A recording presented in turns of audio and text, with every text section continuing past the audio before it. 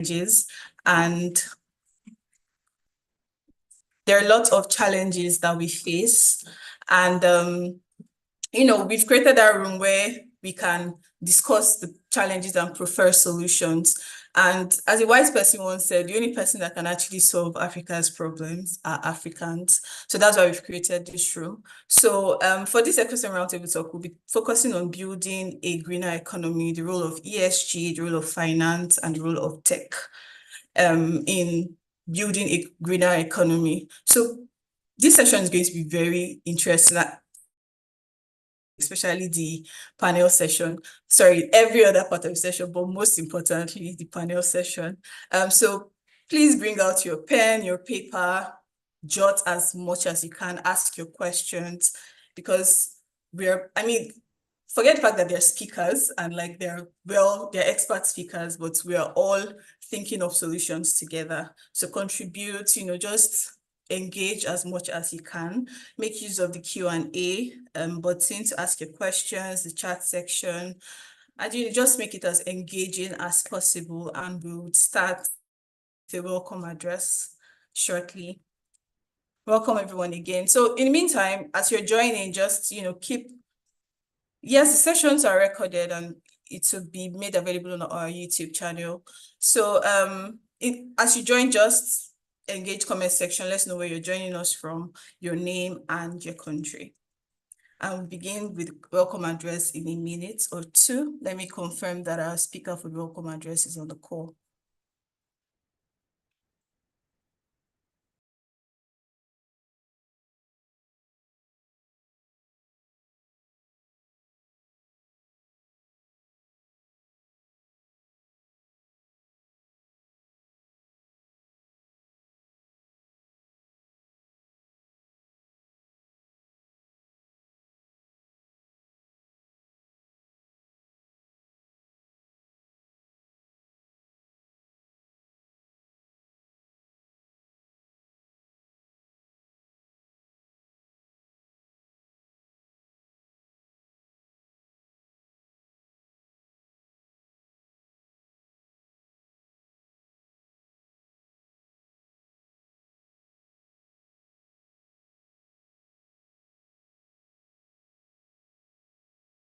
The game. It's Okay. like it's original chess, originated in Africa.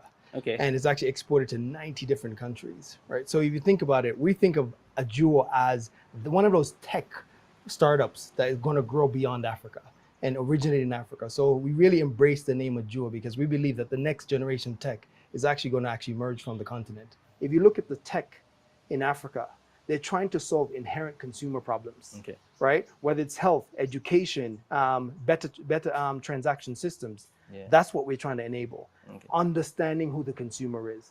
Unless you understand who the consumer is, you can't design products and services for them.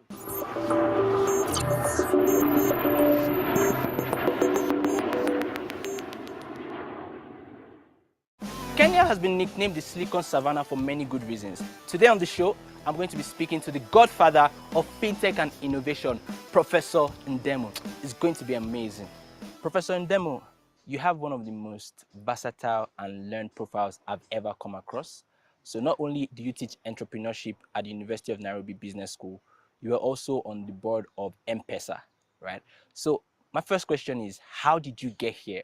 What's your story from growing up to now? In this emerging tech, artificial intelligence, blockchain, what do you hear now, the narrative?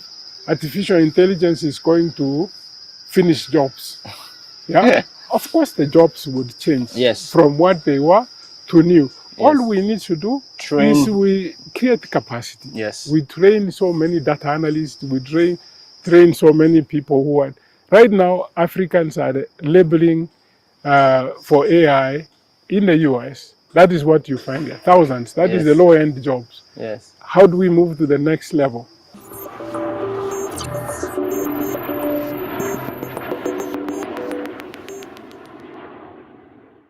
How do you think more women can rise to the level of leadership, especially in a very male-dominated industry like tech? That's a good question, and I think it requires, different players to participate. You know, I think we need to make bold decisions in creating more enabling spaces for women, stripping out any unconscious bias in our hiring efforts. You know, I think there's now what I'm seeing from, you know, leaders in Mandela and in other tech companies is there's really a keenness to create a more diverse and inclusive space that enables anyone, whether you're a woman who's rising up in your career, you know, to be able to create a more enabling environment for everyone. Yeah. So, which is exciting to see. Yeah.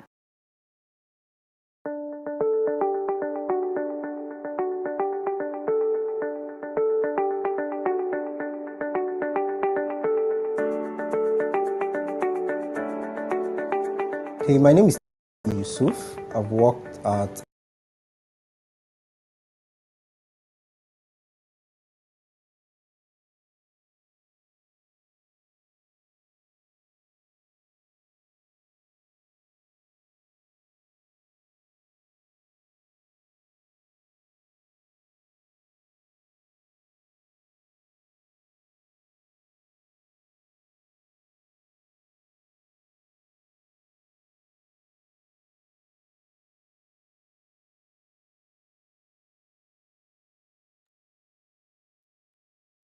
Okay, so we will be starting off with the keynote address. Our speaker, John Akuko Taiwa, is already on the call. Hello, John. It's so good to have you here. So I'll give a little info on who our speaker is. John is a seasoned sustainable finance leader with over 15 years of expertise in ESG solutions, climate finance, and institutional reform. As Africa Head of Sustainable Finance at KPMG Advisory, he designs and structures innovative financing mechanisms, including blended finance, green bonds, and biodiversity-based solutions to support nationally determined contributions for governments, private sectors, and non-profits. John has led transformative projects such as establishing a leading developmental financial institution and its partial credit guarantee subsidiary, supported by the World Bank, AFDB, and other global institutions. He developed a green taxonomy, secured over 80 million pounds in grants and integrated climate mitigation, gender mainstreaming, and biodiversity finance into strategic frameworks. A recognized thought leader in ESG and climate finance, John holds a BA in environmental economics and an MA in economic policy management. He's a green, social, and sustainable bond specialist, a member of GARIA and IEMA, and holds multiple ESG-related ISO certifications. John is dedicated to advancing resilient and inclusive financial solutions for sustainable development across Africa and beyond. Hello, John. Welcome. So nice to have you here. Thank you, Carolina. Can you hear me loud and clear? Yes, we can. Great. Yes, so thank you for the for introducing me to this great webinar. So and also good morning to you all guests who have joined us on this webinar. It's been it's an opportunity to be called in here to share my thoughts and also give an opening remarks on basically the role of ESG, finance, and tech. I call it the convergence of the triple, right? So I think we're all aware that Africa tends to be more or less the recipient of, let's say, the industrialization, right? And what we've been trying to do over the time is how do we look at the intersection of what has caused us to really have this impact on our daily lives, from the environmental, agency, and also various technological disruptions, as well as financial innovation. And we all know that it is clear that we need to do more to have a green Africa, or a greener Africa, a more digitalized Africa and a more inclusive Africa. So, as I said, I mean, there are reports, I mean, data shows that there are almost, Africa requires about 2.8 trillion, right, by 2030 to meet its nationally determined contributions. And also, there are almost so far, almost less than 10% has been able to be deployed across various countries. So what does it mean? It means that we need, and also with the uptick of the US cutting back on various interventions like the USID, and also the EU are also thinking the same route. We need to look inward and think differently. My perspective, right, from ESG has always been not looking at it from a risk and compliance perspective only, which I think that has been the matter, right? How are you, as a financial institution, setting up environmental and social risk management system and ensuring that this is integrated within your credit screening and also credit sanctioning and also monitoring.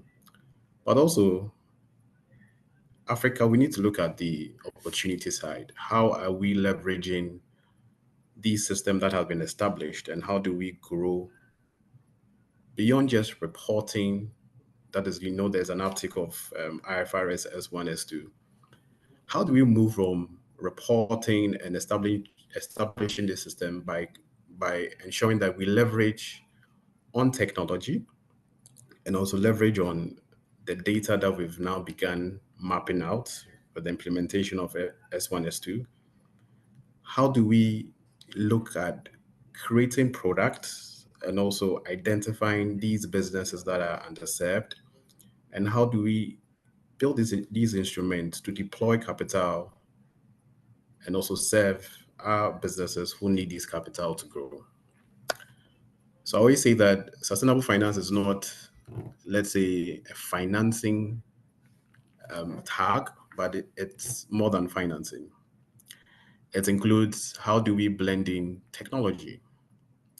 How do we blend in technology to able to map out those pinpoints so that we can able to know and track how we would deploy these instruments and how these are impacting not just as a country, but also in our homes.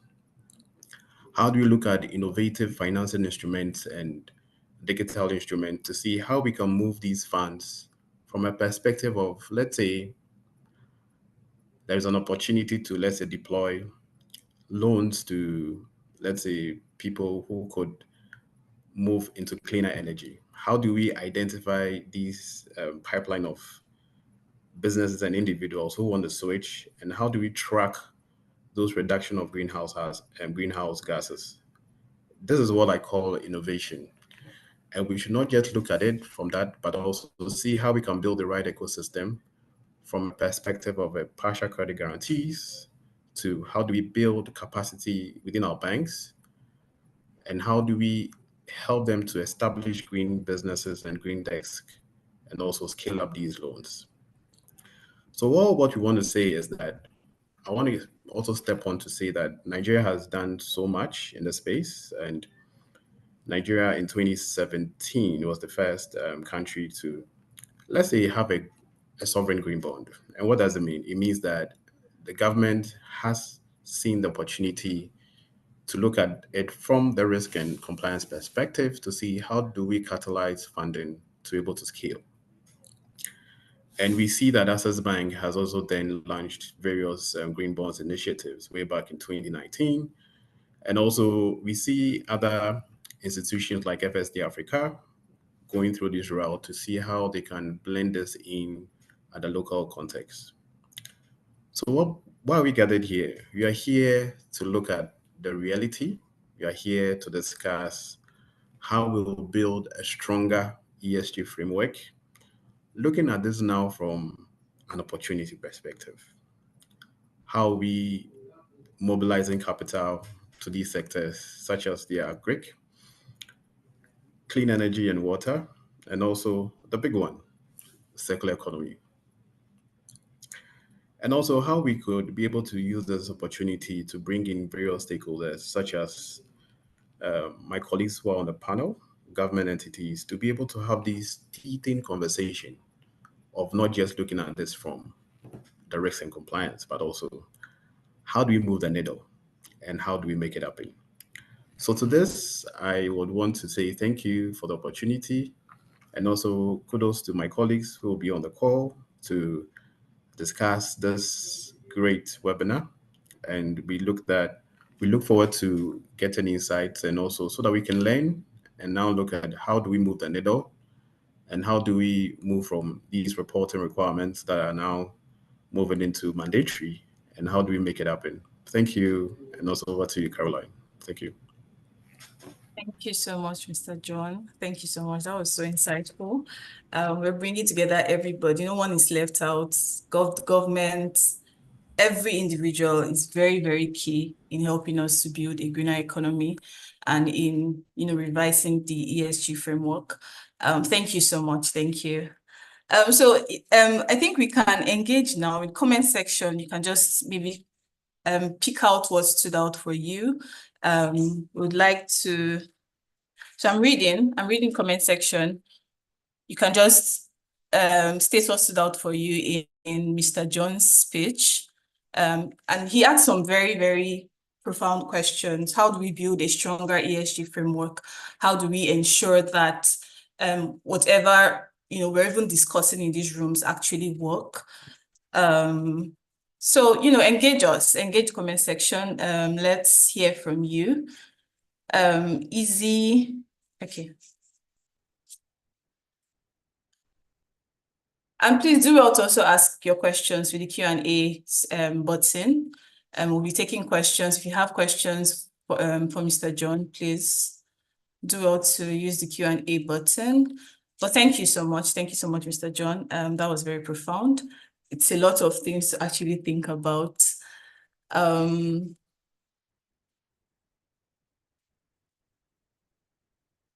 still waiting on your comments. Okay.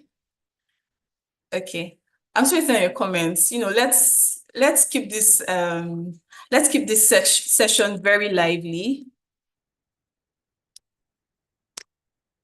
Let's get your highlights. What stood out for you? What's the fate of ESG with the US and possibly? Okay, so we'll take questions. We'll take questions shortly. So as you have your questions, just drop them in the comment section or the Q&A, and we would answer them.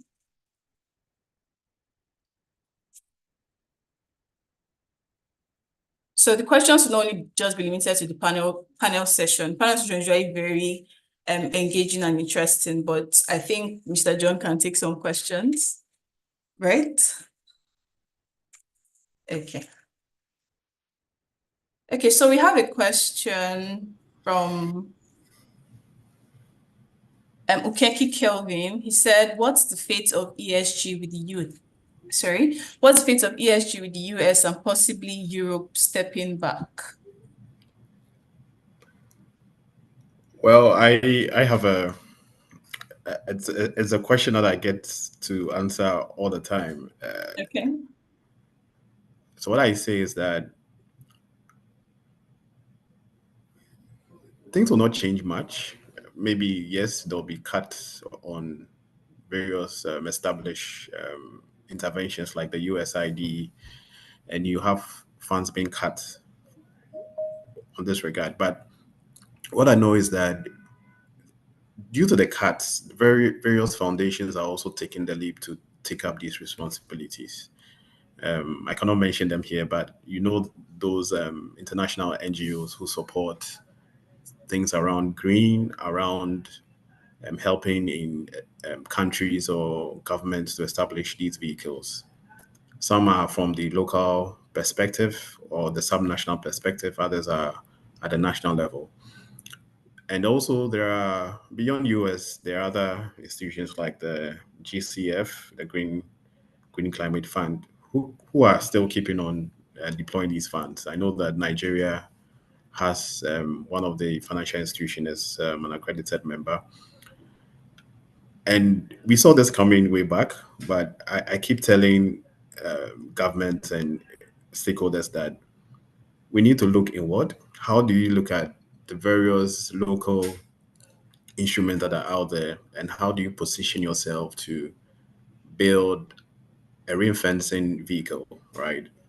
I know that at the federal level, there are efforts to come up with a Nigeria Climate Fund. I believe that is way overdue, and I believe that this comes with a lot of sounding with other multi-development finance institutions who have these funds out there and are looking for partners both at the federal level and also financial institutions to deploy this capital. I believe just like Access has a lot of these development partners deploying these funds in there, there are also other vehicles within the subnational side that other entities are looking for to deploy this. And also there are also interesting vehicles that are also saying that I want to build an off-balance sheet to be able to mobilize these funding to identify these pipeline green businesses to deploy. So yes, there will be just an initial headback, but I think that as these signals happen, institutions are calibrating to really respond in a more of providing innovation around mobilizing local instruments and blending them with maybe the limited international financing opportunities that are out there, so that at least we can be able to reduce the local currency matters and also maybe buy down those forex issues. Yeah. So it may have an initial headback, but I think on the long term we'll see that steady state happening. Yeah. Thank you so much, Mr. John. Let me look for if there are more questions. Okay, so I think we can take 2 more questions and then we move over to the panel session. So there's a question that says, what I noted from your talk is that sustainable financing is more than financing per se. It should involve blending of technology. How do you think financial institutions can key into this? Could you please talk more about this? I think we're already moving into the panel session, but I think you can, if you have the answer for it, we can hear.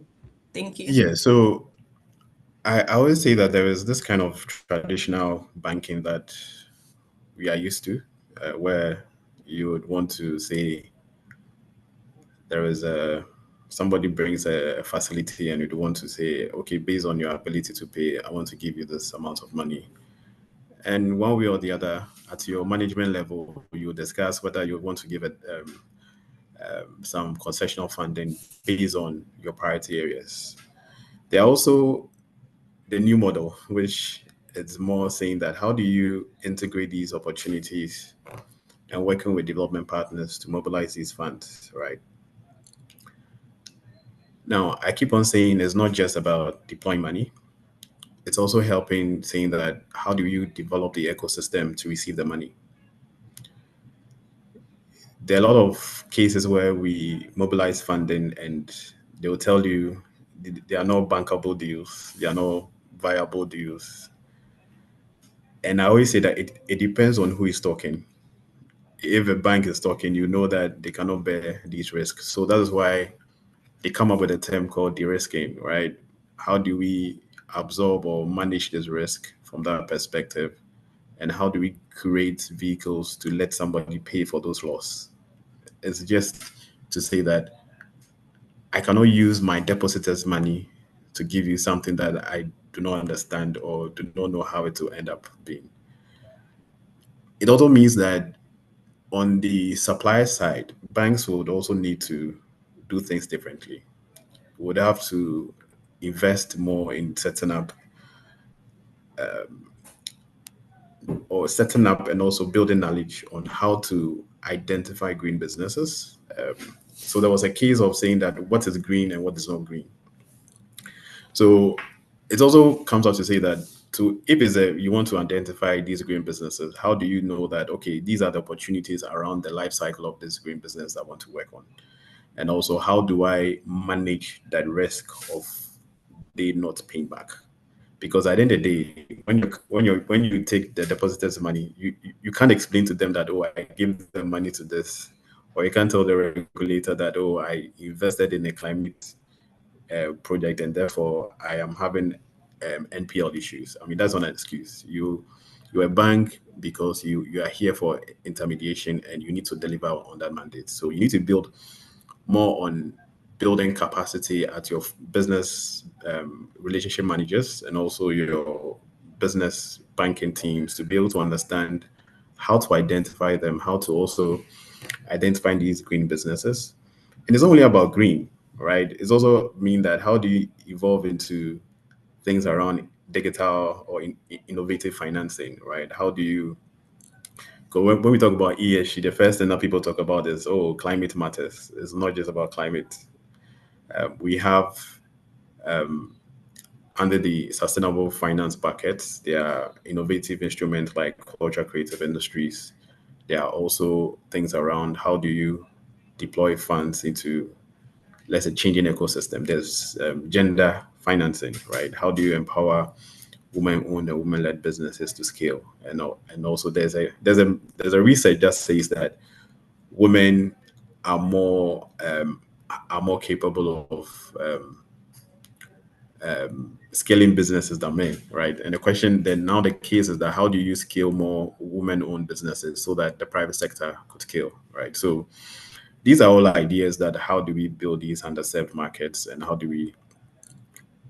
so it's only about financing, it's about building platforms, it's about building the pipelines and making them and having the measurable metrics to be able to say that this was a baseline before, let's say, I am deploying this, and this is how the impact I've been able to shape in terms of building green businesses and also women-led businesses and also other sectors that currently are underserved. So yeah, thank you. Thank you so much. I don't think there are any more questions. Thank you. Thank you. I feel like you expanded more on your keynote speech. Thank you. So I took some notes. And earlier in the session, I said everyone should bring out their pens and their notebooks. I hope you're jotting as well. Okay, so before I move to the last question, I like that you spoke about how to, so it's not just about deploying finance to the ecosystem. We also have to ensure that we're building it. We're building the ecosystem to be able to receive this finance. And also it's not just about like saying that, okay, we're maybe developing programs and pushing out initiatives, but there's no way to actually measure the impact. So at every initiative that we're doing that is especially ESG related, it's important to measure the impact at every stage. So you spoke about gender financing. Thank you so much, Mr. John. So the last question before we move over to the panel session. So Kingsley Ukebo, sorry if I didn't pronounce that well, said in building a stronger ESG framework that aligns with local regulations, how can financial institutions effectively integrate local investment while ensuring compliance with both domestic and international laws? Do I take that again? Oh, it's okay. So Okay. you have a central bank that has sustainable banking principles, right? That was done way back, and those are benchmarked on various regulations that existed or that are existing.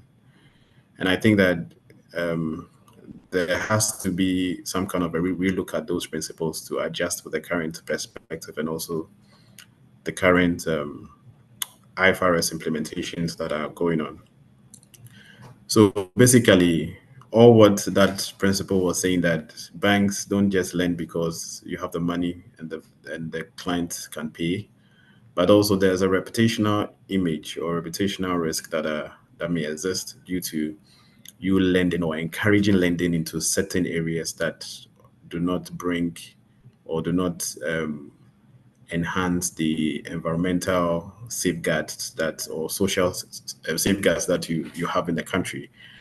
So it's just like using this as a tool to tell banks that I want you all to look at it in the perspective of saying, do more when you are sanctioning a loan by considering non-financial risk that are pertaining to environmental and social matters. And it also highlighted various sectors that were of focus. For instance, with the oil and gas, how do you ensure that even if you are lending to somebody who can pay, you need to ask certain questions. And these questions do not just come by asking them and putting them on the file, but also establishing units to be able to drill down. Somebody will say, is it my job? Is it not the regulator's job? At the end of the day, you'll be asked, why is the MPL, why are you having high MPLs on this particular portfolio? Because you didn't cross the T's well, you didn't monitor, you didn't check whether your environmental regulator has closed down the facility because of these things happening. And he also comes to say that there's a growing kind of advocacy happening to say that somebody can say, okay, this bank supported in the degrading environmental degradation of this business. And you don't want your brand that you've kept up so high and you've maintained that brand capital to be swayed in by a media mention. So all these things are looking at this from a perspective that think differently. And I want you to also come up with the innovative instruments to scale up these things. So as simple as that. And I think over the time, this has been going on. There's always various capacity building programs that are supposed to help financial institutions. But I think there's things I don't see a lot is establishing a dedicated unit, right? And also building the right capacity and also providing the right resources to support this. So I'll pause here, and if I think I've been able to answer those questions, right? Absolutely, absolutely. Thank you so much, Mr. John. Okay, so we'll take about 2 minutes break and then we'll move over to the panel section. Thank you so much once again, Mr. John. All right, thank you you. for the side for session. Yes. So there are more questions in the comments, but I think we'll just answer that during the panel session. So as many questions as you have, just drop them. We'll attend to each and every one of them. So we'll be back in 2 minutes for the most exciting part of this ecosystem roundtable talk. Welcome once again if you're just joining us. Do well to put in your country, your name, where you're joining us from in the comment section. I will be right back.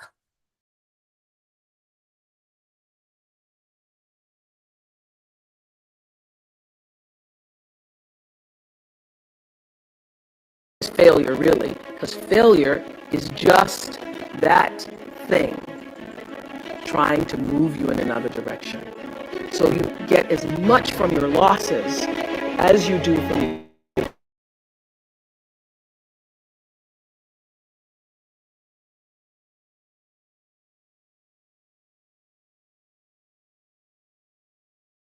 the other.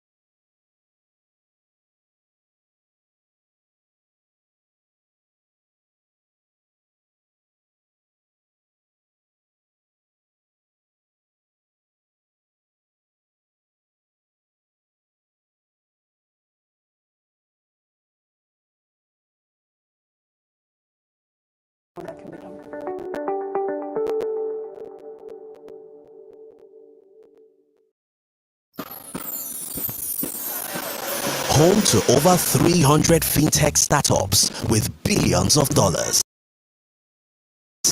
Africa is on the rise. As much as fintech is about technology,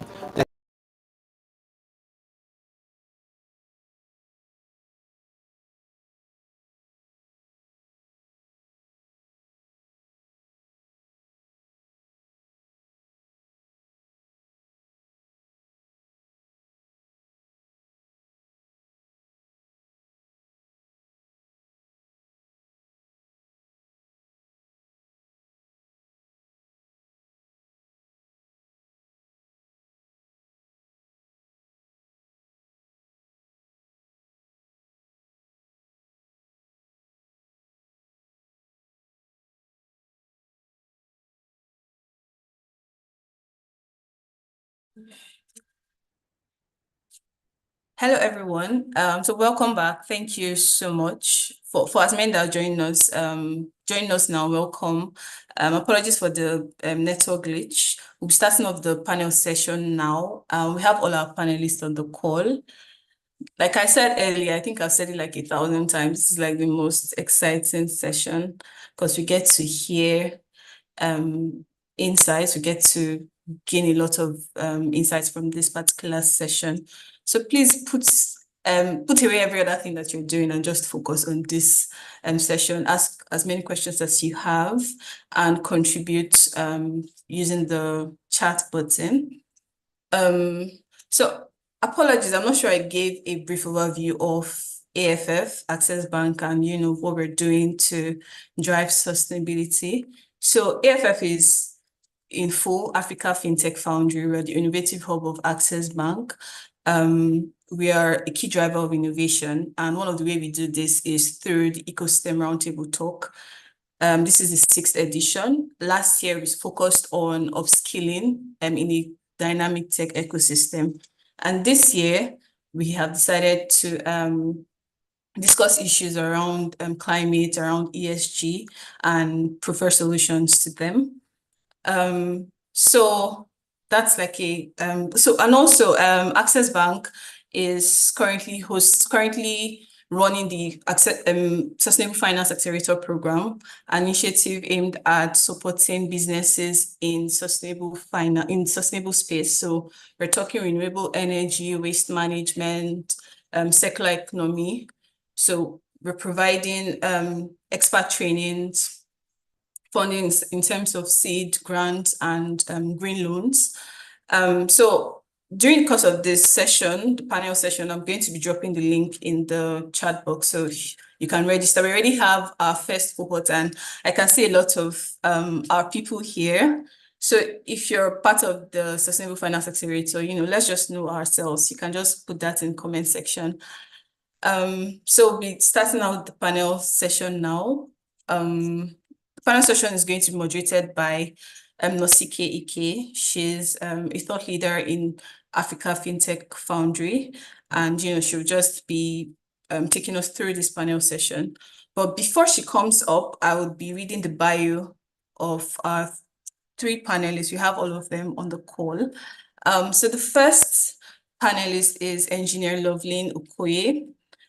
She's an impact-driven sustainability and climate action leader from Nigeria, who currently heads the sustainability units of 7-Up Bottling Company and Nigeria, and also functions as an executive member of the Food and Beverage Recycling Alliance, FBRA.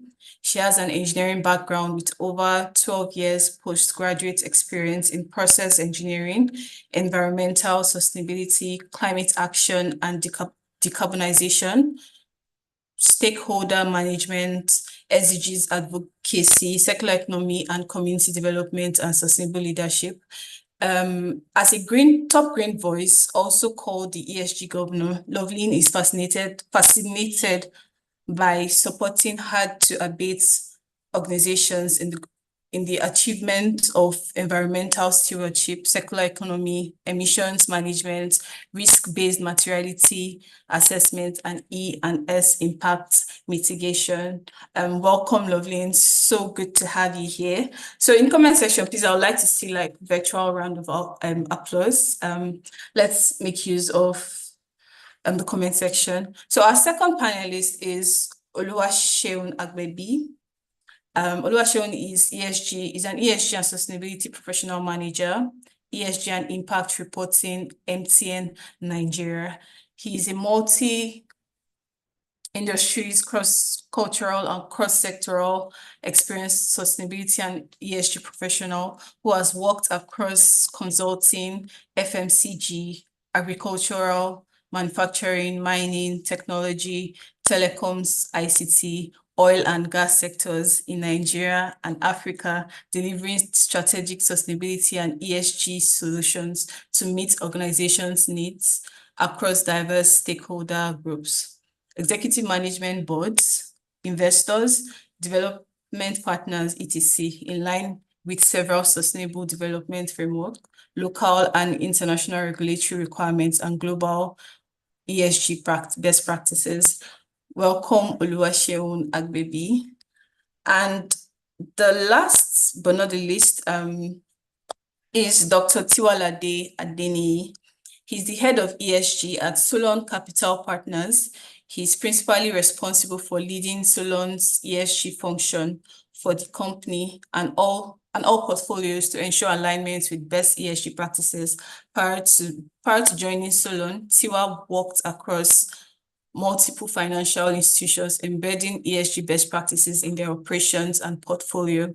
Prior to this, Dr. Tiwa worked in consulting, including PwC, and he has consulted for more than 150 companies and about 20 national and subnationals across West Africa, including DFIs such as the World Bank, IFC, AFDB, BII, ADB, FMO, EIB, and EBRD, telecommunications, agriculture, oil and gas, infrastructure, housing, power, amongst others. Dr. Tiwa has supported companies raising over $100 million capital in debt and equity financing for projects with high ESG returns.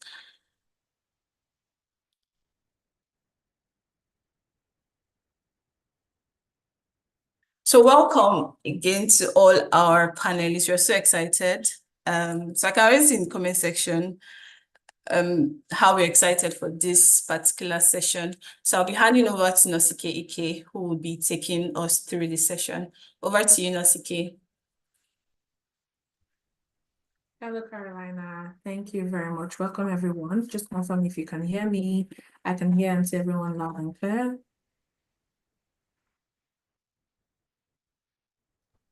Can hear you.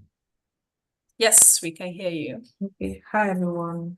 Good morning. Welcome to the session. The panel session is my best session when it comes to the ecosystem. For all of our events, this is where you'll get tips. Like, there are questions that you might not even know. There are terminologies. There are a lot of things you might not understand, you might not know. But with the panel session, a lot of things will be clear. Thank you, everyone, for joining. Hello, Loveline. Good morning. Hello, Sean. Good morning. It's nice to have you.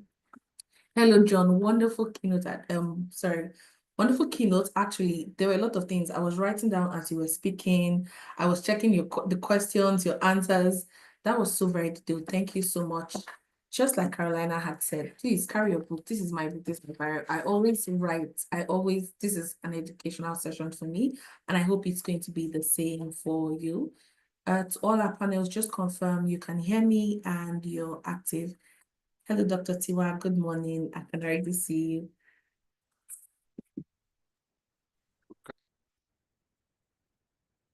Hello, love. Good, lovely. Good morning. You look so good. Good morning. I'm so happy to see you. Same here. Thank you for joining. Good morning, everyone. So we'll be going straight. Thank you so much, Carolina, for that introduction. And again, everyone, please pay very rapt attention. Also, carry your book and bio. You should actually really jot some things down during this session. So I'll just go straight into the questions. And okay, so we're starting with Love. Hi, Loveline. Good morning. Is it okay if I call you Love or should I go with Loveline? It's all good. Thank you As so long much. as there's love there, is okay. Okay, thank you. So we'll just go straight into our questions, so we'll not take any more time. So how would you define the greener economy from an African context? And what strategic roles would, or do you think key industries should play in accelerating its actualization in Africa specifically? Thank you so much. And I would want to start by saying that I am very excited to be part of this this season panelists. So I'll go right into the question. Green economy basically stands for achieving a viable financial economy without compromising sustainable development.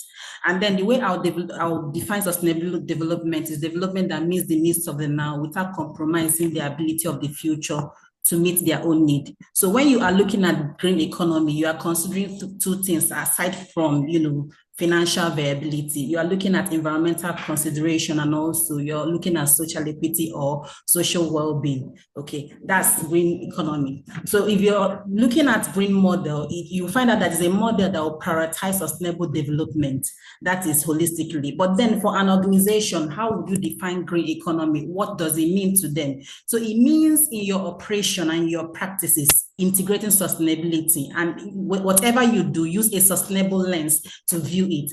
And that's green economy for an organization. So it means even in your corporate strategy, you have to integrate and embed sustainability. So whatever you want to do, you want to procure, you're engaging with your supply chain, it has to be sustainable. So you have to use the lens of environmental non-degradation. So whatever you're doing, you have to be sure that you're not degrading the environment. You are watching your footprint, and also social well-being. So it also means attaching a clause, especially when you are dealing with your supply chain. There has to be a sustainable clause that you have to attach to show them that you are a good corporate citizen. So what are the key roles that what are the roles that key organizations can play in achieving green economy, having understood what green economy is? So I'll start with possibly the hard-to-abate industry. So for hard-to-abate industry, they are the industry that their footprint in terms of energy and carbon are so high. So what can they do? You can start by decentralizing and decarbonizing your processes. So by decentralizing your electricity, you're looking at, for instance, if you have a captive power plant, you can move it from the high carbon intensive fuels to the low carbon intensive fuels. Okay. So for Nigeria, we will not say entirely that your operation has to be renewable, but at the same time, you have to look at what is the emission factor of the fuel that you're combusting or that you're using. Then for your thermal energy, you also have to look at, adopting alternative fuels. That's for energy, adopting alternative fuels so that you can reduce your basic carbon footprint. You also need to look at your waste and adopt circular economy processes. So by circular economy model, you're looking at how you can reduce waste. You're looking at how you can minimize, reuse, repurpose, and even recycle. So, and also how you can upcycle. So by that, you're achieving what is called resource efficiency. If you look at Sustainable Development Goal 12, it's talking about sustainable consumption and production. That's the way one can achieve, green economy. Another one is, if you look at the north, we are having what is called green walls. So you can look at nature-based carbon sequestration, plant trees.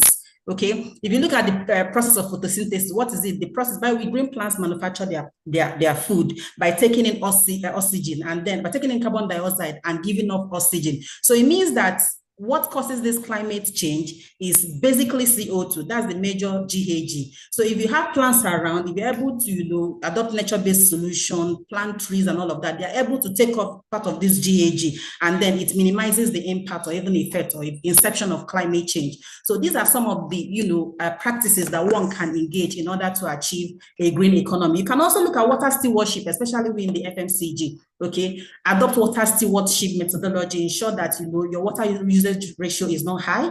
You ensure that you are reducing it. You're either recycling. You have an ETP, that's an effluent treatment plant, to be able to manage and manage your water consumption, and at the same time ensure that it is recyclable.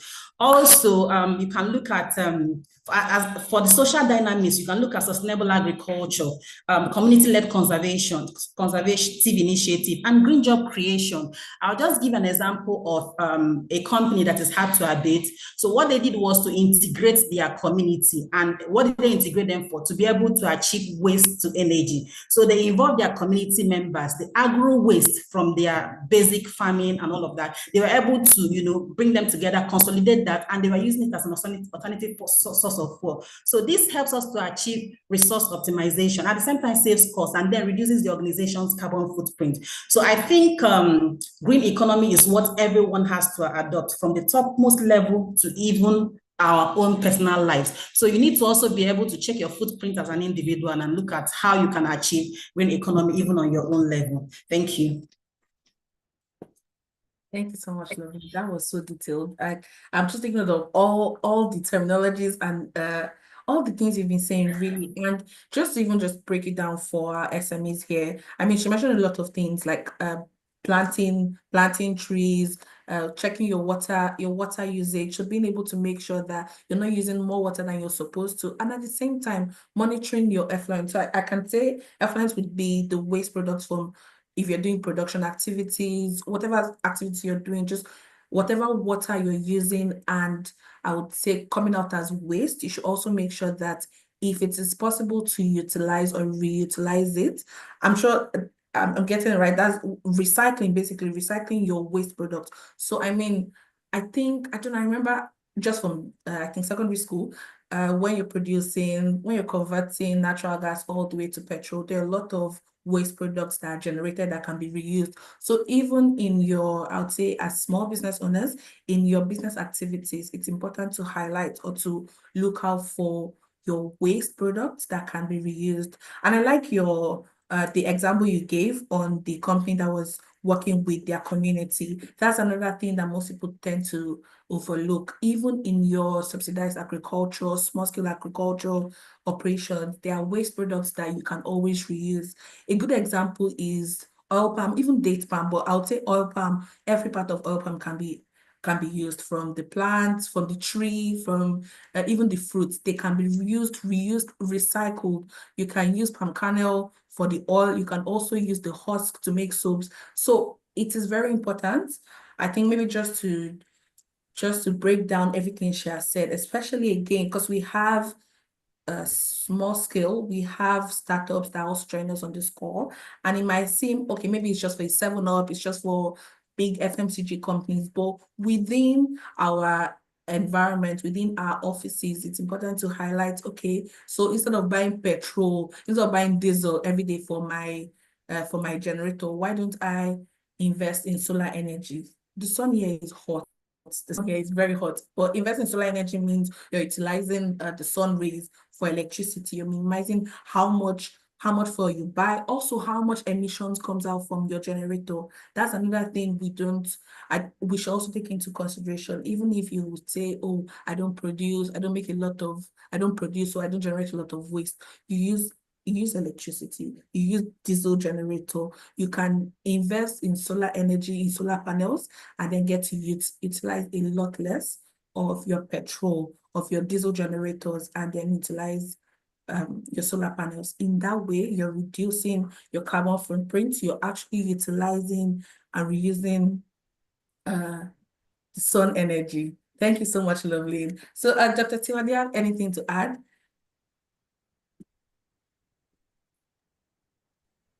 Thank you very much. So anything to add to green economic context in Africa? I think I would like to play devil's advocate, because we have to be careful how we define the concept of green economy. And from experience, having raised a lot of money in the green space, it's way bigger than that. And Africa is really leading in that space, even though at the global space, we don't necessarily contribute a lot to the emissions globally, just about 5%, but the effects of climate change is really high in Africa. And that's what I want the startups to really be thinking about. So when we talk about green economy in Africa, we're not necessarily saying stop your development, We're not literally saying increase your costs. We're not saying go and do things because the Europeans are doing it. We want to look at it from the risk and opportunities perspective. So as a business, as a startup in Africa, how do you key into this green economy language? And Loveline had given a couple of examples on what a lot of industries can do. Then it's led for you startups to look at, okay, we can do this, we can do that. How do we key into the green economy narrative, either as a business or as a way to reduce our risks, reduce our operational risks, but most importantly, also reduce our operational costs. You mentioned earlier, you talked about solar panels and generators. Solar panels are very expensive, but they don't pay for, I mean, they pay for themselves after some time. So that's the way we have to push the green economy narrative, allow small businesses to see the advantages of going through this pathway, the risks and the opportunities. The opportunities are massive. Like I said, it's becoming much easier to even raise capital now when you talk about the green narrative. But most importantly, the risk is still key. We don't want greenwashing. We don't want situations where people lie that they are going green and they're not actually moving the needle. They're not doing anything. And in Africa, that's what we are trying to avoid. We don't want stories. We don't want PR. We don't want things that don't line up because we won't move the needle. And our children and the further generation will see that all we're doing was PR and comms. So what are those activities that we can do on the ground? And that's the reason why I actually like this session, because we are talking to minds that think way better than the way some of us in this corporate life have been so choked and siloed. They think very, very vast and wide and see how they can solve these problems for us, how they can help add to abate industries, like Loveland said, to help them to reduce their CO2, their carbon emissions, and most importantly, how they themselves can use that to, support their businesses. So for me, when we talk about green economy in Africa, it's how we can use it to generate sustainable development, to generate wealth for ourselves, at the same time, not stopping our development, but most importantly, making sure that everybody wins in the long run when it comes to GHG emissions. Thank you. Oh, Dr. Tiwa, I actually agree. I like the angle you even came from. Everybody, I mean, in the world in general, it's talking about managing emissions, but when you break it down and see how much we in Africa are consuming, are contributing rather, it's a lot less. It's a lot less than the industrialized countries. But then it's a sad thing that everyone is affected equally or almost worse. I mean, even in Lagos now, if you look at the weather, we cannot even deny the effect of climate change. We can see it. And at the same time, I think that's why we have to take control. We can't, I would say we cannot change the narrative. We can't change climate, we can't affect climate change that is happening to us already. But what we can do is to take steps that would reduce the effects, that would also help us cope with it. And at the same time, ensuring there is development, there's economic development, there's integrated development, where as much as we're implementing or bringing up these practices, we're also sort of benefiting economically, socially, and in every other way we're benefiting from it. I also think that's important. Thank you so much. Yeah, solar panels are expensive. They're becoming more affordable, I guess you can say. And this is in reference to someone's comments. And this is, they pay for themselves over time. At the same time, as they're getting more popular, I would say brands are working on bringing up, again, sustainable solutions. Let me just use that word: cheaper, sustainable, efficient, sustainable, more affordable solutions for masses, for small businesses, even for homes. I mean, even now you can borrow, there are companies that offer payment plans for these panels. And if you actually look at it, between the electricity providers, between generators, a solar panel, especially from what I've seen and what people have interacted with, solar panels is actually a long-lasting method for electricity generation. Thank you so much, Dr. Tiwa. So, hi, Luashel. We haven't forgotten you. The next question is actually for you. So, All right, for MTN, what ways do you think, or what ways can you say that MTN has managed to integrate technological innovation into its ESG and sustainability framework to ensure long-term impact and resilience? All right, thank you very much. Thank you for having me on the panel session. And for MTN, So most people will say MTN is a telco, but it's more positioned now as a technological company. And so this question speaks more to how we are able to align our aspiration of saying, or our belief that everyone deserves the benefit of a modern, connected life, and to what we are trying to drive, where we want to lead Africa's digitalization and digital progress. In MTN, we have what we call the Ambition 2025, and part of those strategic priority, one of them talks to technology platform, building technological platform that are second to none. It's a vital enabler of one of our strategic priority. And in addition to that, we also have another vital enabler called ESG at the core.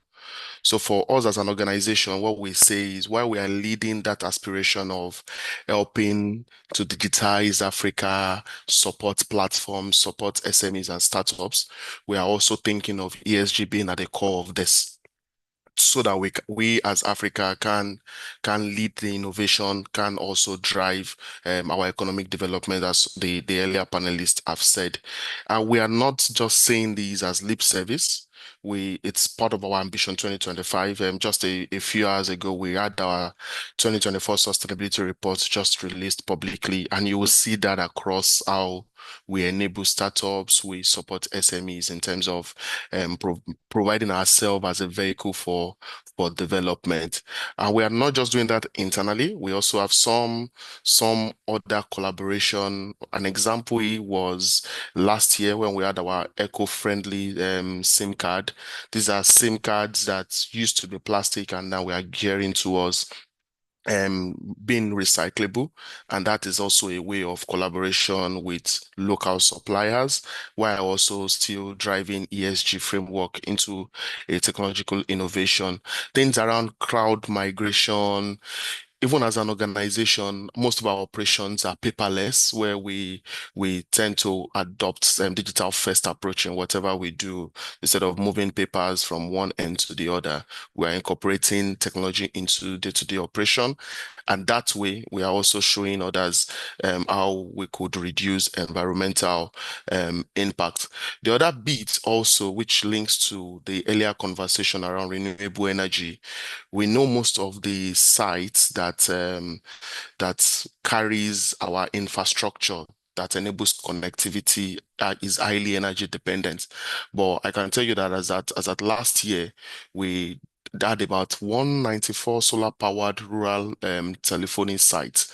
That's to tell you that while we are looking towards innovation and providing connectivity, we are also trying to incorporate things around environmental consciousness into it by deploying those solar powered rural telephone sites. So as an organization, it's not a lip service, it's part of the strategy of having a proper handshake between ESG, be it the environmental components, the social components, even governance doing it right, which is part of our sustainability strategy, and having that proper handshake also with our aspiration of providing benefits of a modern connected life to different individuals across Africa, and for startups like yourself, making ourselves available to be used as a vehicle or platform for technological advancement and overall drive the economic development of Africa as a continent.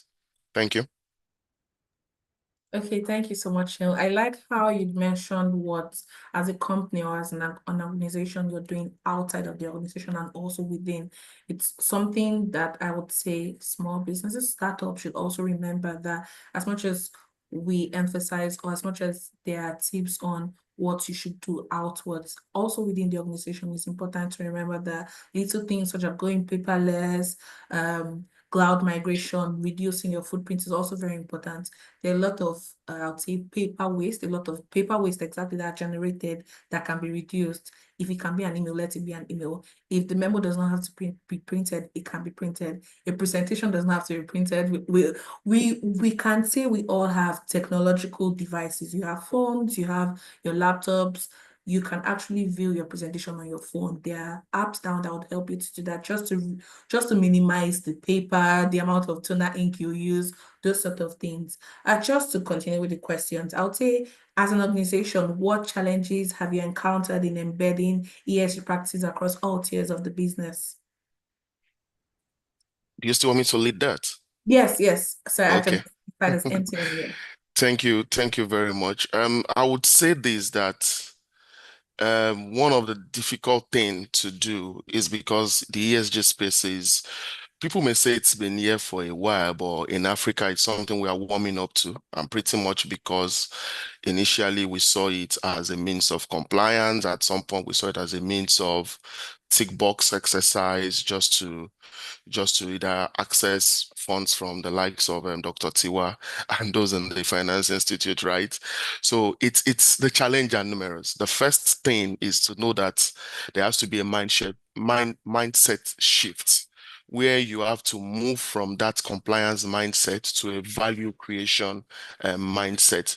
And this is where organizations would deliberately have strategic intent or commitment in terms of their ESG practices, right? The other bit will be to quickly, as much as possible, understand that this space is highly data dependent, right? And data that you don't gather cannot even speak to what your practices are, talk less of you talking of performance improvement or even monitoring whether you are making progress or not.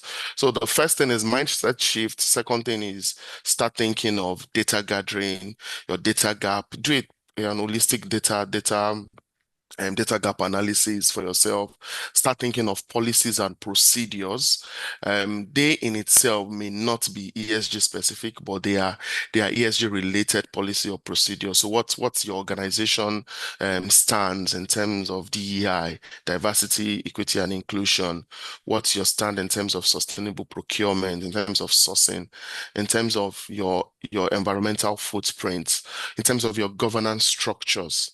You may say, oh, I'm a startup, why do I need all this? But this itself are the things that would help you embed ESG into your day-to-day operation. I'll give you an example. Even though the organization has been around for decades, it got to a point where the organization itself had to then create, I'm talking of MTN Nigeria, to create a sustainability and shared valued function. And that function had to have a sustainability board committee that has an oversight on ESG. I'm trying to show you the way we built it up. And in all that, it means quarterly I have to report, we have to report to the board committee what our progress are. That in itself is a governance overlayer that has forced the team to embed sustainability or ESG across the business. Things around having champions for larger organizations, if you can afford that.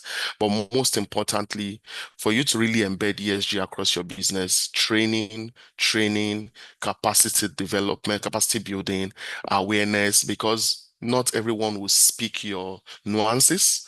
Not everyone will understand what the benefit of a solar panel is, the benefit of following due process during recruitment, or the benefit of having set targets across your ESG metrics with all of that. You need to communicate this in simple language, and you can only do that through internal awareness, through training, through thought leadership. You can do that by having champions that would help you speak the message across board. And not to forget the point I mentioned earlier, that mindset shift can only happen, that mindset shift from compliance to value creation can only happen when you shed more light to what the organization intends to achieve in terms of embedding ESG and what the benefits are also for the organization, not just for attracting capital or getting funding, but also cost saving, brand equity. The benefits are much. I would not want to just keep listing them.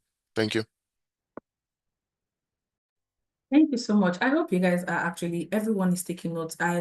This is an educational session. I'm literally writing as he's speaking. So just to even summarize, the most important thing is to have a value creation mindset, especially when it comes to ESG within companies.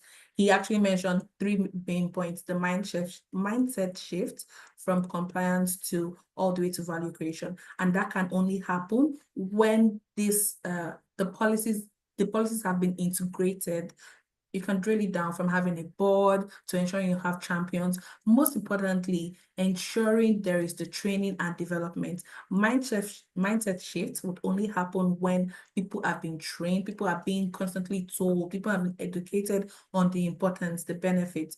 And you don't just have to look at when it comes to raising capital. There can and there are also cost-saving benefits. There's the brand equity. I mean, you can be known for being a producer of so and so, and also being a champion for sustainability. It's something that I realize is not spoken, is not talked about a lot in Nigeria. But if you look at the global view, there are a lot of companies that are being noted for championing sustainability. I also get sustainability course, and there are a lot of things that, a lot of habits we can actually implement as corporates, as individuals, even within our small businesses.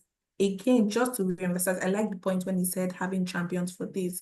Now, people who would speak up, people who would monitor, people who would take charge of your sustainability practices, people who would also educate others. But before you can have that sort of person, you have to be involved. You have to ensure that these trainings are available, this knowledge are available for them to get. And it's not as, I would say it's not as expensive, it's not far-reaching. If you go on the internet and check out for, I think there's this international body which offers these courses for free. So you can start somewhere, start as small as you can to understand in Africa, in Nigeria, how can I, or what are the practices I can implement. It's even as little as for startups or for companies that are producing, for every product you make, how can they be reused? For companies that are making bottle, even plastic, how can I reuse this bottle? It's as little as ensuring that for all your products that are going out, there can be a little section that shows how you can recycle. I usually look out for that in any product I'm holding. A physical product, oh, how can I recycle? You can have a QR code that you go to. You can make that site very entertaining. On your website, there can be a section that shows sustainability practices with our product. I mean, if you gamify it, make it interesting, people would want to go on, people would want to talk about it. You can have a hashtag for it as you're bringing out this product. This is how you can roll it out with sustainability practices attached to it. There are little procedures that we can take to ensure this. But most importantly, again, the knowledge, the training, and I forgot to add the data gathering. If you're able to track how much do we spend, how much do we expel, how much is our emission, how can we reuse it, you'll find out that you can actually save cost. Most importantly, you might even find another revenue line from just being sustainable. Okay, even if we are not, for our bottles, if we bring it back, we can wash it and reuse it, you're saving costs. If you say, okay, if you're able to return our bottles back, we're selling to this set of people to make bags, to make things with it, that's another revenue line. If you're able to sit down, gather the data, do an analysis, understand what your business is about, you can find out ways to make money, to save costs. And I know I'm emphasizing that because we're also looking at how this can be economically viable for companies, for us as individuals in Africa. So hi, Dr. Tiwa, the next session will be going to you. And this is because, again, it's regards to startups. So I'll just go on. Startups and SMEs often face resource limitation in embedding sustainability. What practical steps or collaborative models would you recommend for them to take meaningful action towards ESG compliance? Thank you. I don't know that we should still talk about ESG compliance because Mr. Shimon has told us to move away from compliance and look at value. So I mean, we've had the opportunity to invest in several startups, and really there's no one size fits all. There's no ChatGPT AI that is going to give you a direct answer. The first thing we always tell them to do is that you map your entire process. What is your input, what's your output, and what's the value in between?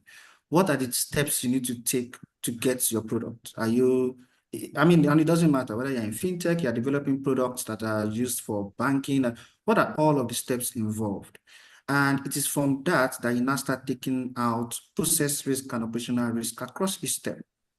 So you can say I've not even mentioned anything on sustainability yet. Good. So we are still starting from the basis. First of all, even understand your business. And so far, so good. I've come across a lot of startups that even from that first model, the business is not looking sustainable. because they've not drawn the entire map and the value chain of their business. Now, once you've done that and you've said, okay, this is where I get this from, this is where I get that from, this is what I need there, this is what I need there, then you can now start thinking about the risks that you want to close ESG-wise, or the opportunities you want to obtain across each of those processes. So we can give more practical examples. If you are in the ride-hailing business, for instance, and you are trying to develop an app, for ride-hailing, you have to look at the entire value chain. Where are the drivers coming from? What are the drivers going to do? And how do they get paid? That's the value chain you want to look at. Where are the drivers coming from? Okay, do you want to focus on women drivers, just like a certain app that we know? Do you want to focus on this kind of drivers? Am I creating a niche? So you're creating a social issue. It's a social risk you're trying to close. It's a social opportunity. Am I going to focus on only youths? Am I going to focus on only elderly? Am I going to focus on pensioners as my drivers? You're creating a niche for that. Then you go into the vehicle. Okay, which kind of vehicles do you want to focus on? All of this, you're a tech business. You don't, somebody will tell you what's your business with the kind of BMW they're driving, but you have to go to that value chain, that beginning, that input, because that's the only place where, that's how you'll be able to see the sustainability value and the ESG compliance, like you said, across each of those different steps. And then you go from step to step. After you've taken all your input, you go into the processes that's going to allow you to get your output. Okay, they pay this way, they do transfers. You still need a bank at the end of the day. Every fintech still needs a microfinance bank to warehouse money. How is the money going to be warehoused? All of these things are the processes that you now identify the risk and say, this is how I'm going to be sustainable across each of those pathways. If this has not been done before, I would explain, what I'm saying will look like it's robotic. But it's been done before, and it's the way we do it. It's the best way to do it. You cannot take your business hook, line, and sinker and try to focus on it as one business. You end up being siloed. So there are two different startups now that we're currently working with, and they focus on textile, sustainable textile. Now, how did these people start? They were focused on tech and using tech to sell normal, just a place to bring out people's fashion, advertise clothes through an e-commerce channel. And from there, they got to the idea of, okay, why don't we advertise a certain brand of clothes? So they went into Adire. Now, when they went into Adire, they now went into the supply chain of the Adire. Okay, let's stick to a certain kind of people that can only advertise on our platform. So they are going backwards, and that's how they were able to integrate sustainability. So then they got into people that used only 60% of Adire textile. Adire uses a lot of dye, and the effluent is massive. They try to work with people that use less water. They try to, giving them incentives to come on the platform. Now, this is a tech company. Normally they shouldn't know how Adire is made. What's their business with that?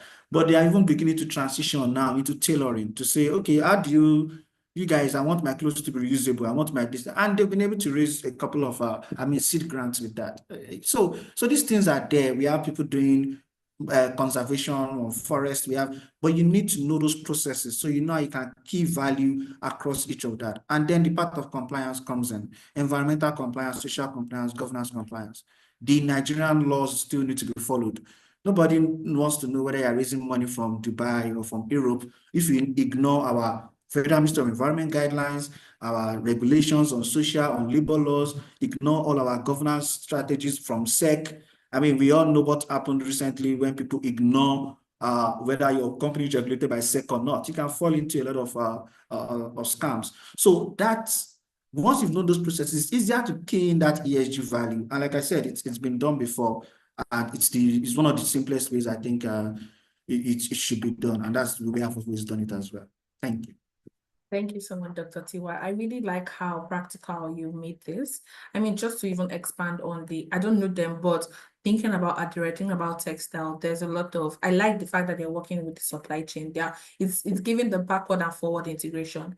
And this is because they actually understood their business. It's even similar to what I haven't said earlier. If you understand your business, you can look at how you can make money, how you can save costs, also how you can implement sustainable strategies. I also like that as much as we're mentioning the product or how you can use your emissions, your effluent properly, how you can recycle it. There's also the gender, there's also making sure that there's also DEI and making sure you're investing in women, investing in the youth. That is also one part that we should actually emphasize. I don't know how they make the Adire, but I know a company who tries to work with women who make candles, who make these pots. That's their sustainability practice. Looking at their direct company again, you can look at even if how much textile they use, how much water they use, how much dye. There's also, if you want to sell your clothes, this is the company you can sell it to. They can take a fraction of the profit. It doesn't matter. They can set the price. But the most important thing is from beginning to the end, the whole life cycle of the product, they are involved. The whole life cycle of products, they are making it sustainable. You can reuse your clothes. You can restructure it. You can use it for dolls. You can sell it as secondhand.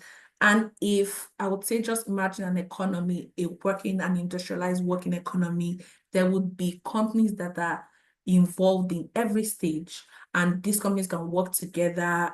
They can make sure that every one of them is benefiting from it.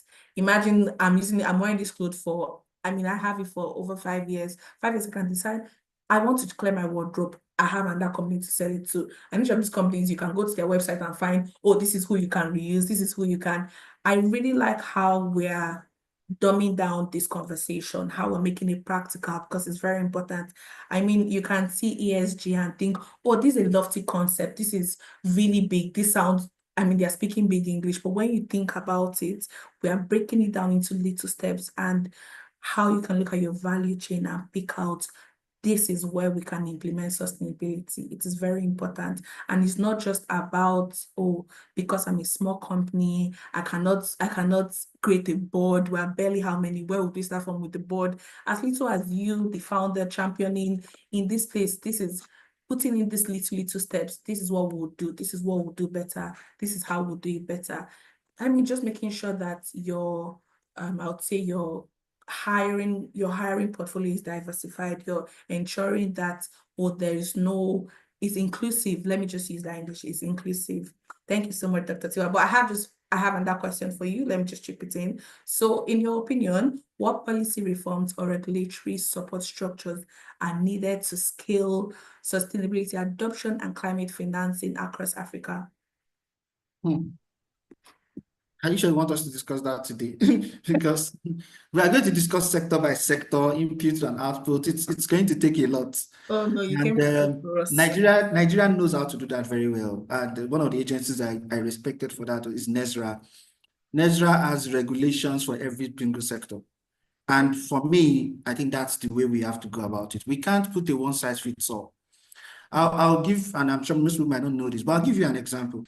Today, if you have solar panels, even if you have a solar farm of over 1 gigawatt energy, and you want to connect to the national grid, today, the NERC is going to charge you based on the cost of gas. NERC has not established a charging model for renewable energy. They charge hydro and everybody based on a single formula on gas, and gas is cheaper. So which means that if I carry my 300 megawatt investment of solar and put it on the grid, I'm not going to make as much money as I want to, because they're pricing me on gas. The pricing model has not changed. So a lot of solar interventions we do are what? Mini grids, not connected to the national grid. So these are the little examples that I'm just telling you why I say we have to go sector by sector. We are not going to say oil and gas and cement must do this together. No, we have to break it down. What exactly is your industry and how can we help? When the EU was bringing the emission trading system together, that's what they did. Industry by industry, we have to create standards and we have to create regulations for them to get capital. We can't bring a blanket and say we're going on low emission for the entire Nigeria. What does low emission mean in the cement industry? It's totally different from what low emission means in oil and gas. So, and it's different from what the low emission will mean for FMCG and even for telecoms.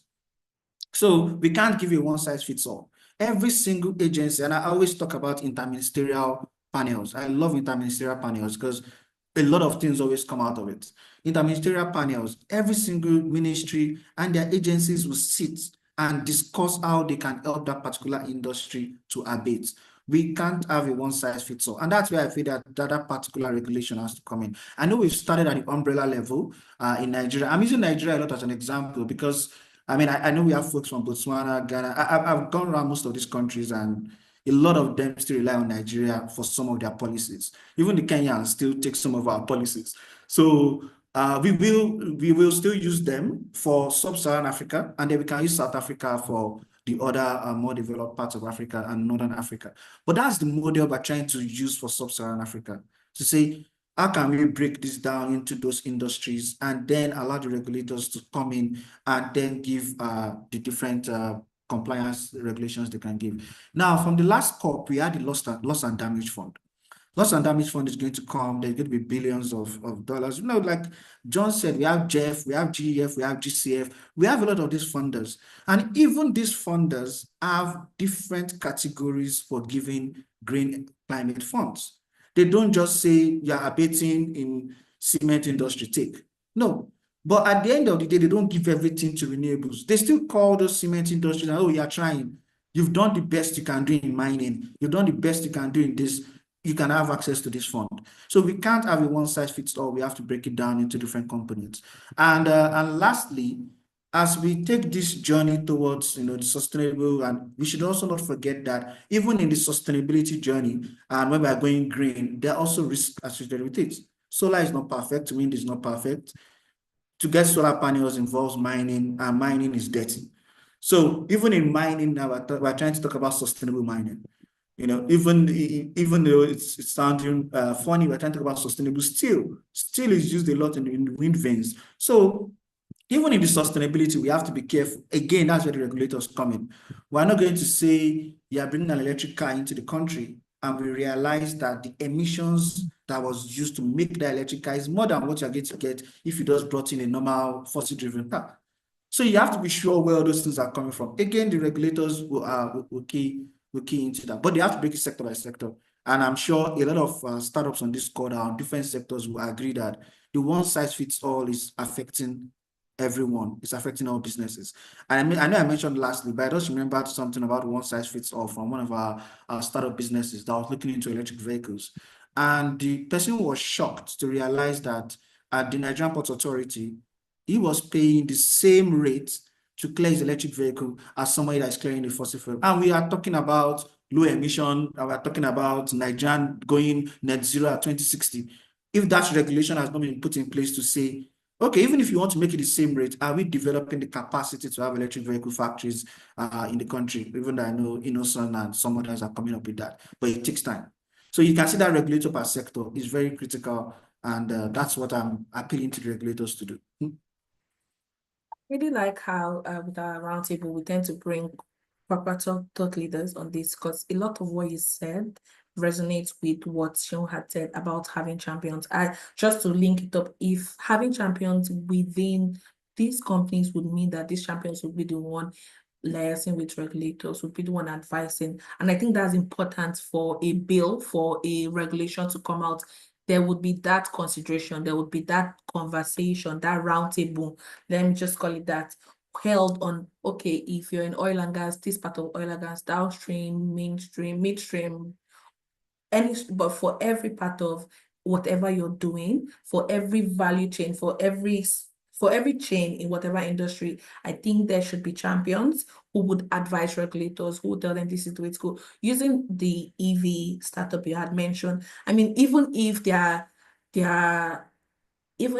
going to be bringing in their product at the same level, at same cost as normal fossil fuel cars, what is the advantage for them? How would they say, oh, we're benefiting? And considering it's a startup, that's also part of creating a what's the word, business environment, a conducive business environment. What would encourage other startups, other people to go into or to look at sustainable practices for their business if the regulation does not encourage, if the environment is not I'll say fertile for them, if there's nothing encouraging them. And once again, for everyone listening, having champions, thought leaders. I mean, I think saying that thought leaders makes it seem a bit lofty, but having people in your company who would understand what sustainability should look like at every chain, at every step of your production, your business activities would be important in liaising regulators, because I mean, we can say the regulators are supposed to understand and know, but it's also important the input from these champions, the input from the thought leaders. Imagine, I would say for the startup bill, we were active participants in the startup bill, and I know how much or how often we had meetings on it and how we had to go through every level of it. That is the same thing that is needed or that will be needed for sustainability. Thank you so much, Dr. Tiwa. Hi, Loveline, we're going back to you. So we'll be talking about the urgency of climate change, but what do you identify as the most significant barriers to ESG adoption in Nigeria and across Africa, and how can they be effectively addressed?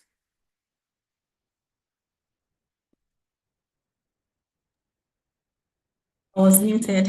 Yeah. Thank you. So, yeah, I love the fact that you started from the urgency of climate change. So I think it would be awesome if I can start with an explanation of what climate change is and the impact, so that we'll understand that it's actually very imperative that we'll focus on it as well, even though Nigeria contributes less, about 3.5% to global emission, but then we are the most vulnerable if it comes to impact.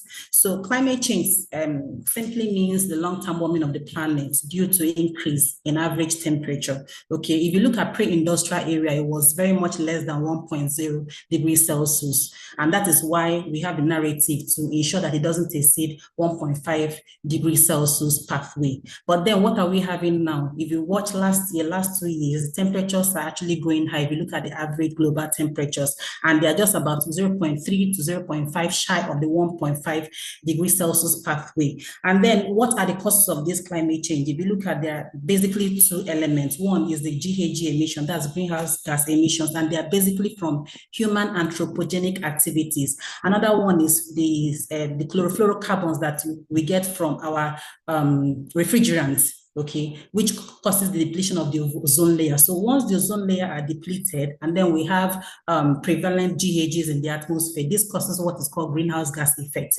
greenhouse effect. And this greenhouse effect causes a film over the ozone layer, over the atmosphere, and then you have retention of heat, and that causes global warming, which everyone classifies as climate change.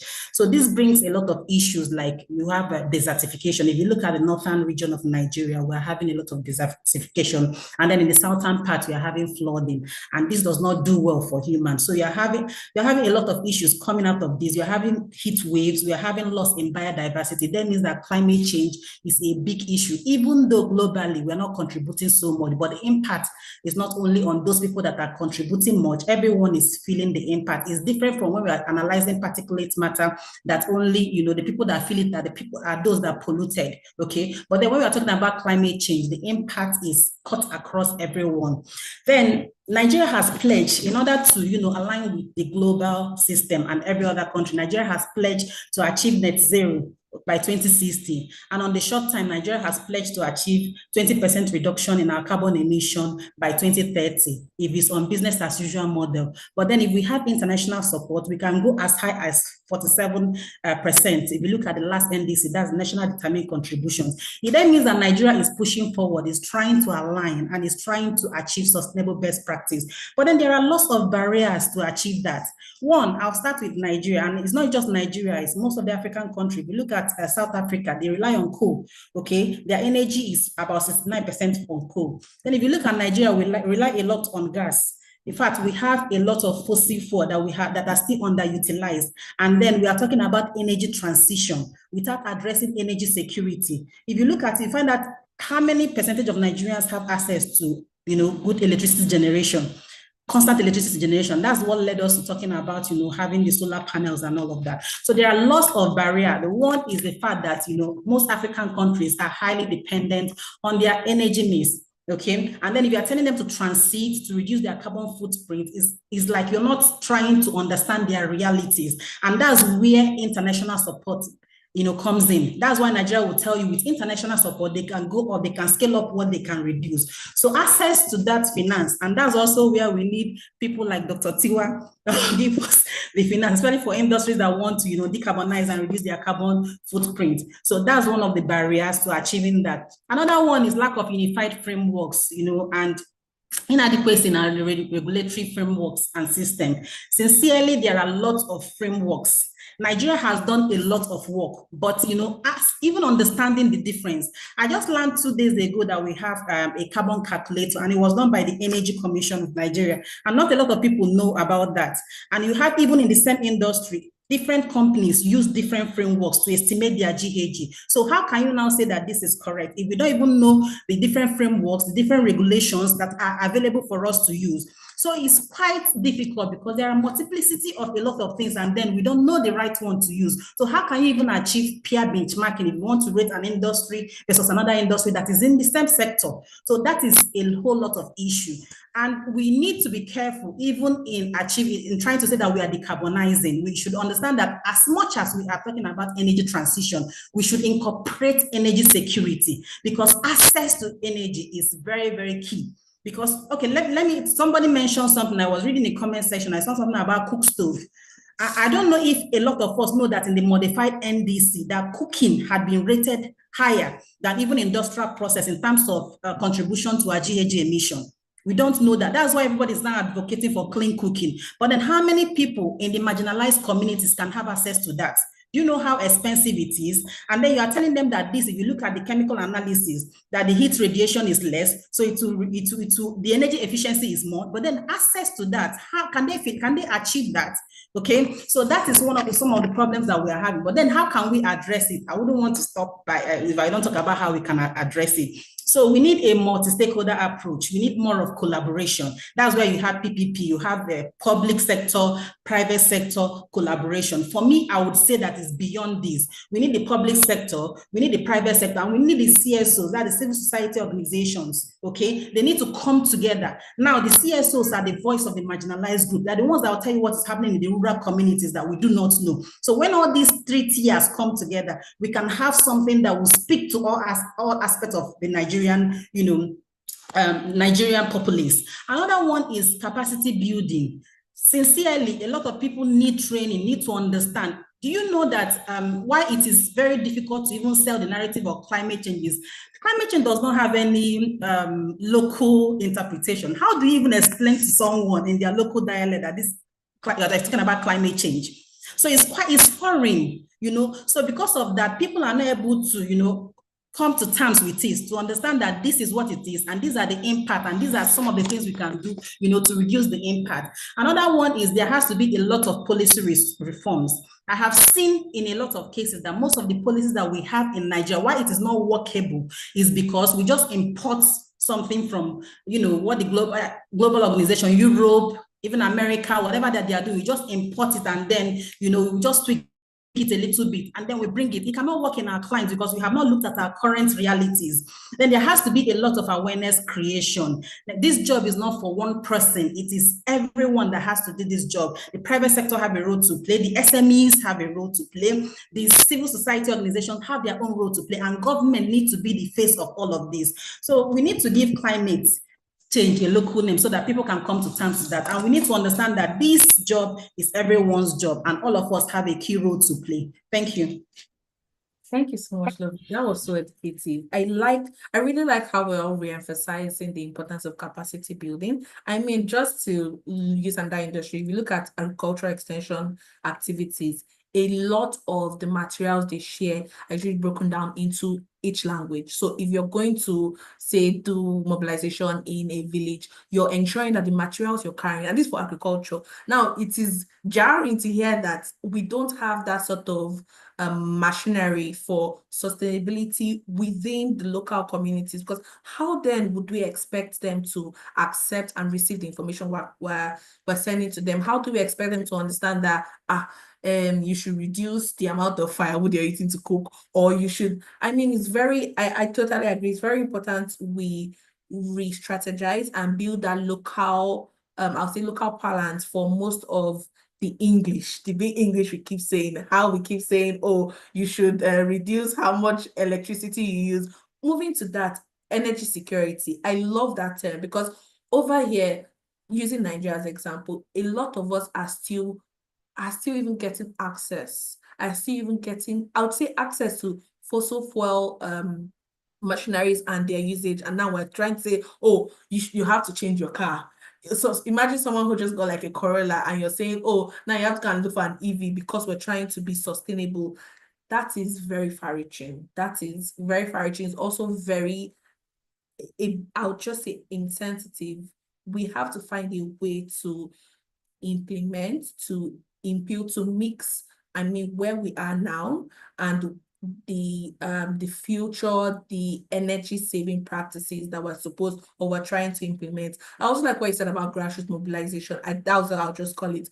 We have, as much as we would have or we're having champions in our industries, there should also be looking at what are communities doing, what are people in the north doing, how can they implement these practices, how can we communicate it to them, how can they understand, also how can we get the international community to understand that in so and so place, so in maybe I'll say Anambra State, this is what they do, this is what you have to understand, this is how we can implement this international practice into these these rural communities. If not, all these things we're doing will just be we speaking from wherever we are and not actually getting proper mobilization and utilization. So just to continue, so for 7UP, what's high level? The next question is to you two. I just want to confirm you can hear me. Loud and clear, I can hear you. Please go ahead. Okay, so with regards to resource management, what step has 7UP taken to reduce its dependency on non-renewable resources and also minimizing its plastic and water footprint? Thank you so much for that. I'll call it a beautiful question because this speaks directly to my industry, okay? So 7UP Bottling Company, a beverage maker, is in the food and beverage industry. And then if you look at that industry and the nature of what we produce, you find out that most of our packaging is in plastic. Okay, and then this plastic is classified as non-biodegradable. Basically, plastic can degrade from microplastic to nanoplastic, but then it can outlive the person that generated it. So it is focal that we address it. So for my organization, circular economy is key. We are very focal in addressing circular economy. I just want to throw out something that a lot of us must have noticed, but we don't know what gave rise to that.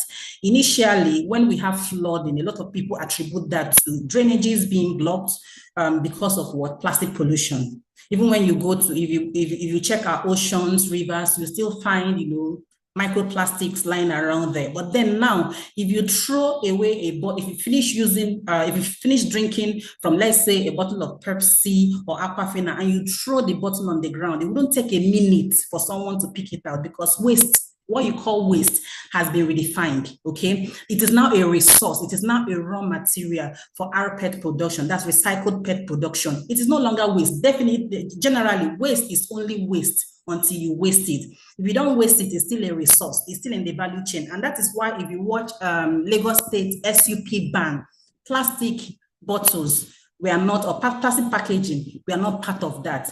It is no longer classified as SUP, which is single-use plastic, because there's now an identified need for it. Then what does 7UP do?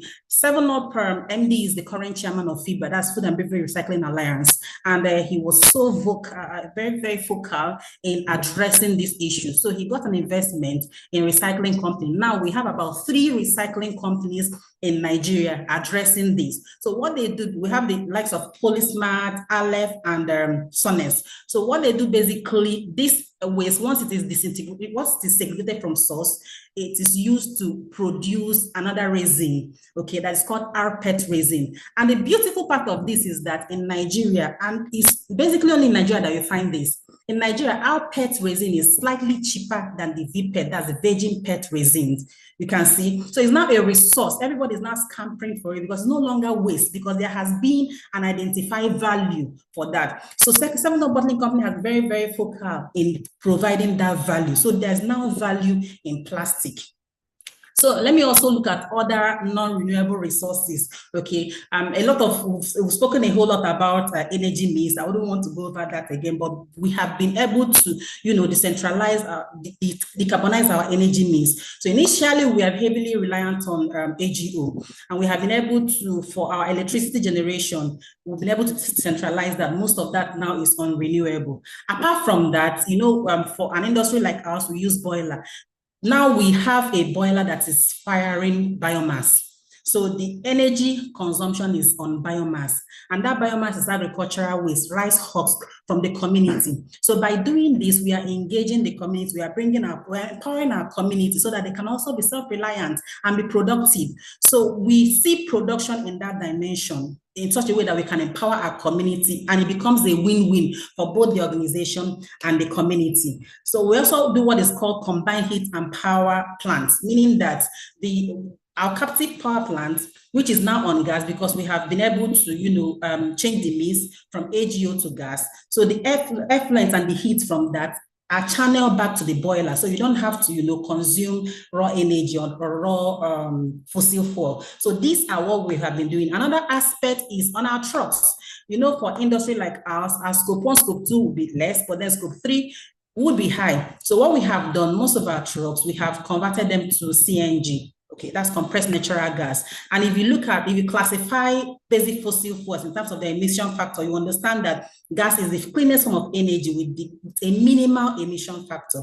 Then in terms of water, because I can't close this without talking about water, we engage in a lot of water stewardship program. We monitor our water usage ratio.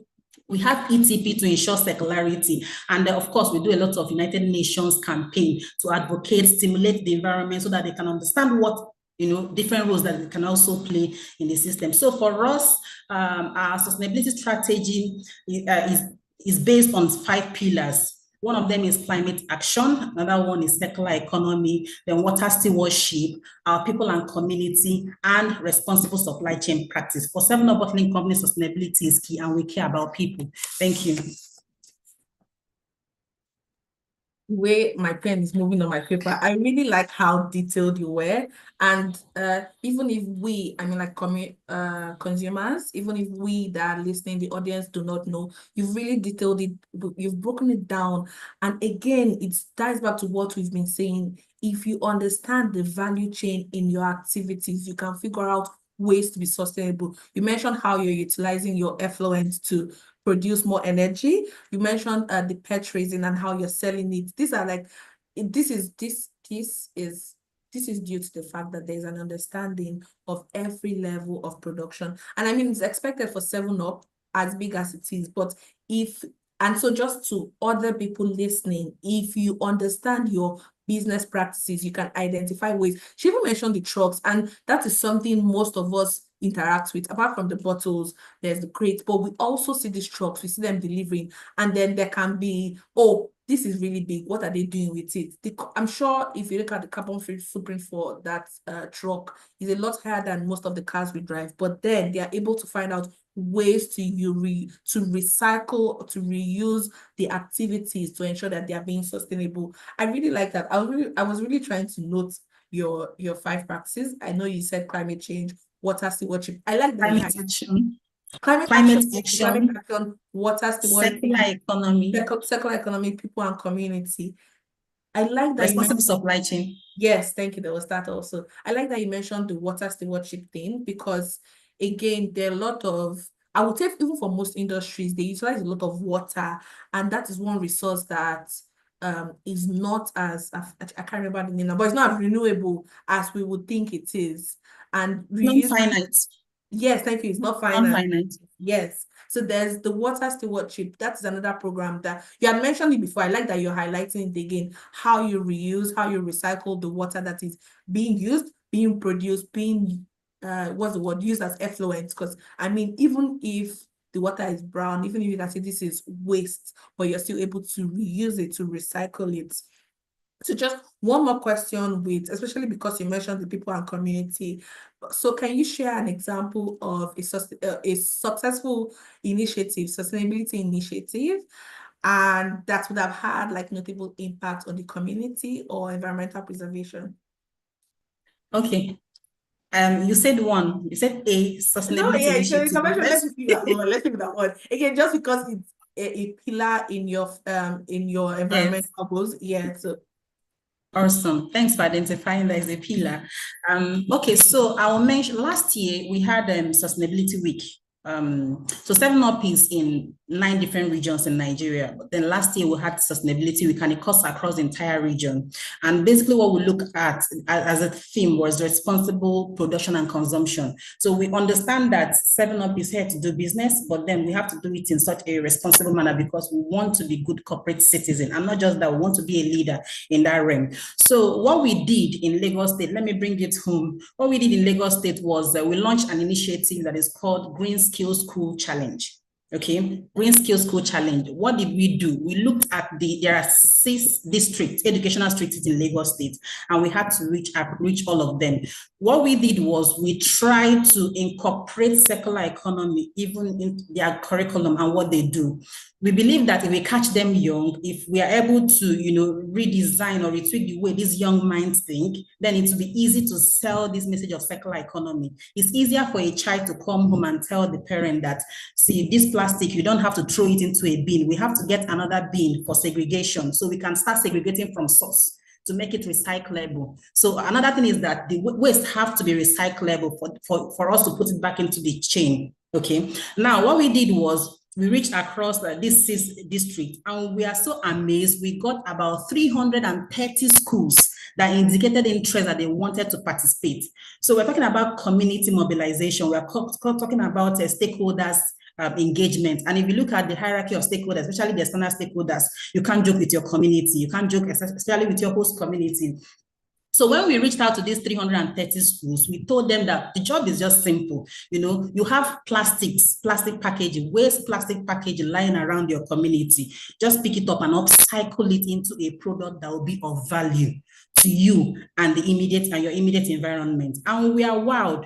So when we are scaling the project, we saw a lot of projects, a lot of innovative projects and ideas that we have brewed from these young minds in secondary school. You'll be wowed. So when we analyzed, we were able to trickle it down to about 18 schools, and they brought their innovative initiatives, to 7up Bottling Company, where we had the grand finale. And we had lots of partnership, both from the industry, from public sector, and of course from our communities. The school that emerged the winner, what they did was they used this plastic waste bottle to create a set of chairs, and any adult can comfortably sit on those chairs. And it was beautiful. So if you look at the cost of using plastic to produce this chair as compared to the conventional way of producing this chair, you find out that the cost, they've been able to bring it down. So it's now accessible. This amenity is now accessible for everybody, for women in the rural area. So they were able to bring it home, and there was a lot of publicity around that, a lot of interest. Now, because of this initiative and how successful it was, we have been able to create another one, which is SMEs, which is Scale Up for Green Skills. So we are now looking at a way to scale up their ideas, refine it, make it marketable, so that they also have another source of livelihood. Their parents can also have another source of livelihood from what? From being environmentally conscious and adopting eco-friendly practices. So with this initiative, we're able to reach our community. Not just that, we're able to meet them at the point of their need. We're able to identify, a prevalent need, a prevalent concern and problem, solve it by incorporating sustainable best practice. And then it was awesome. So I don't know if you want more. Should I give you? But then this was so laudable.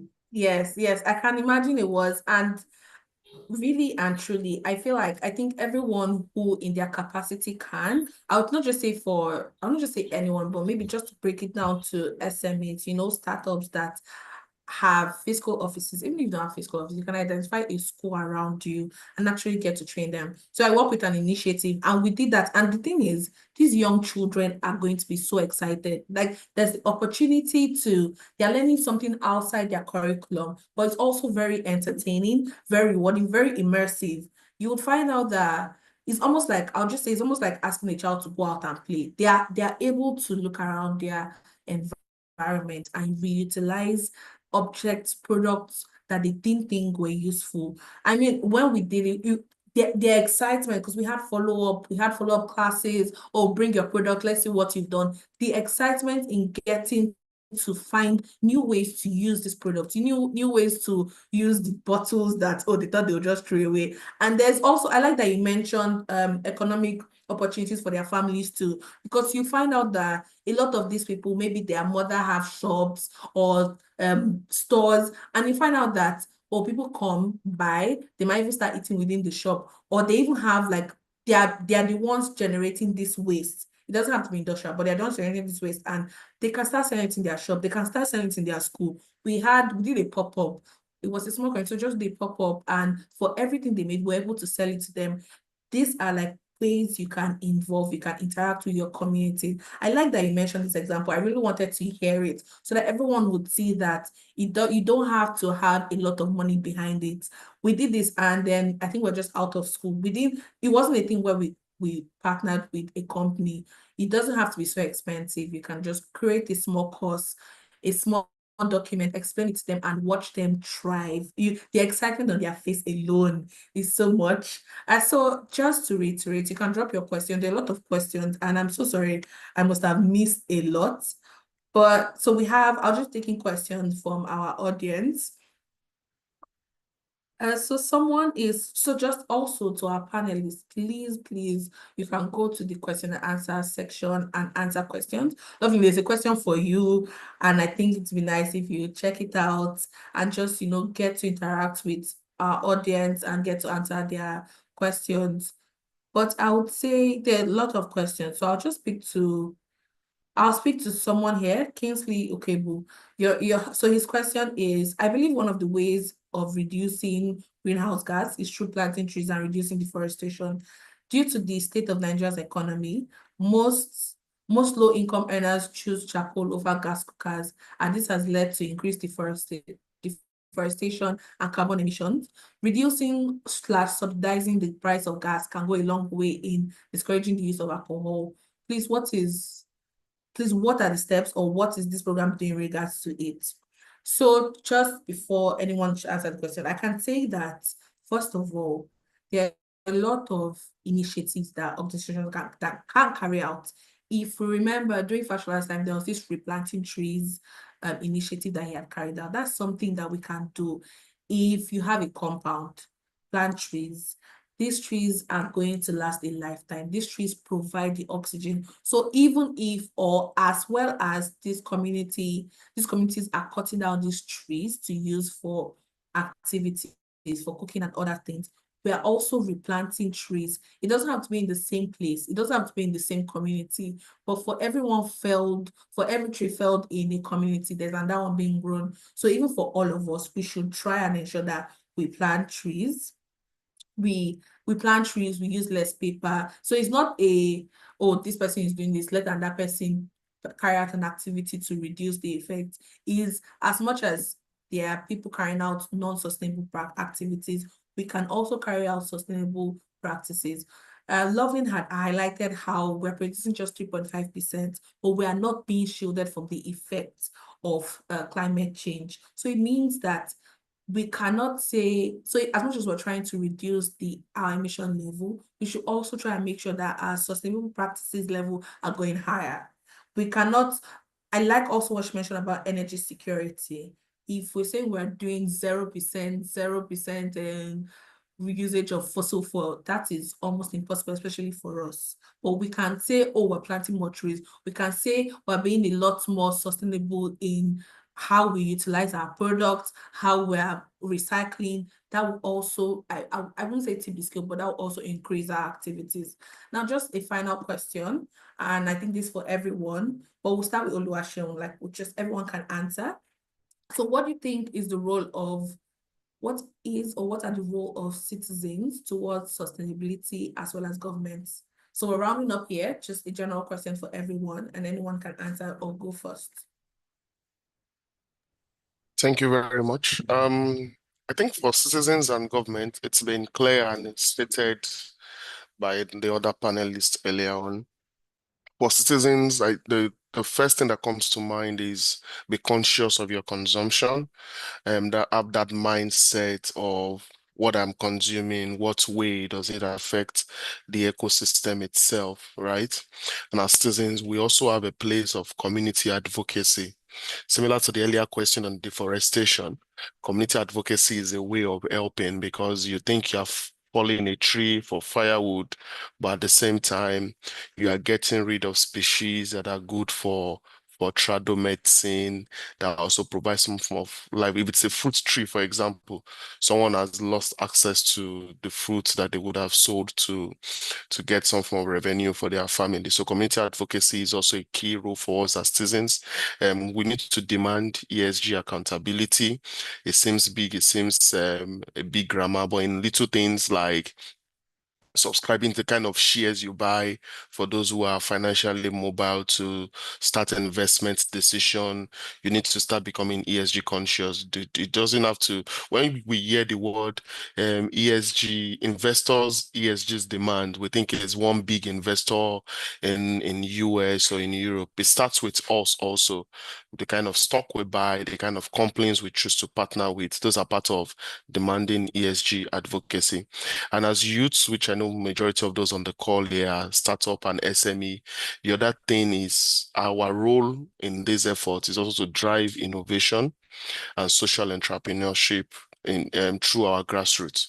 Starts with the problem within your community, start with the problem within your state or your country, and turn it to a form of entrepreneurship. It could be an eco-entrepreneur, it could be a social entrepreneur, it could even be a climate-based solution.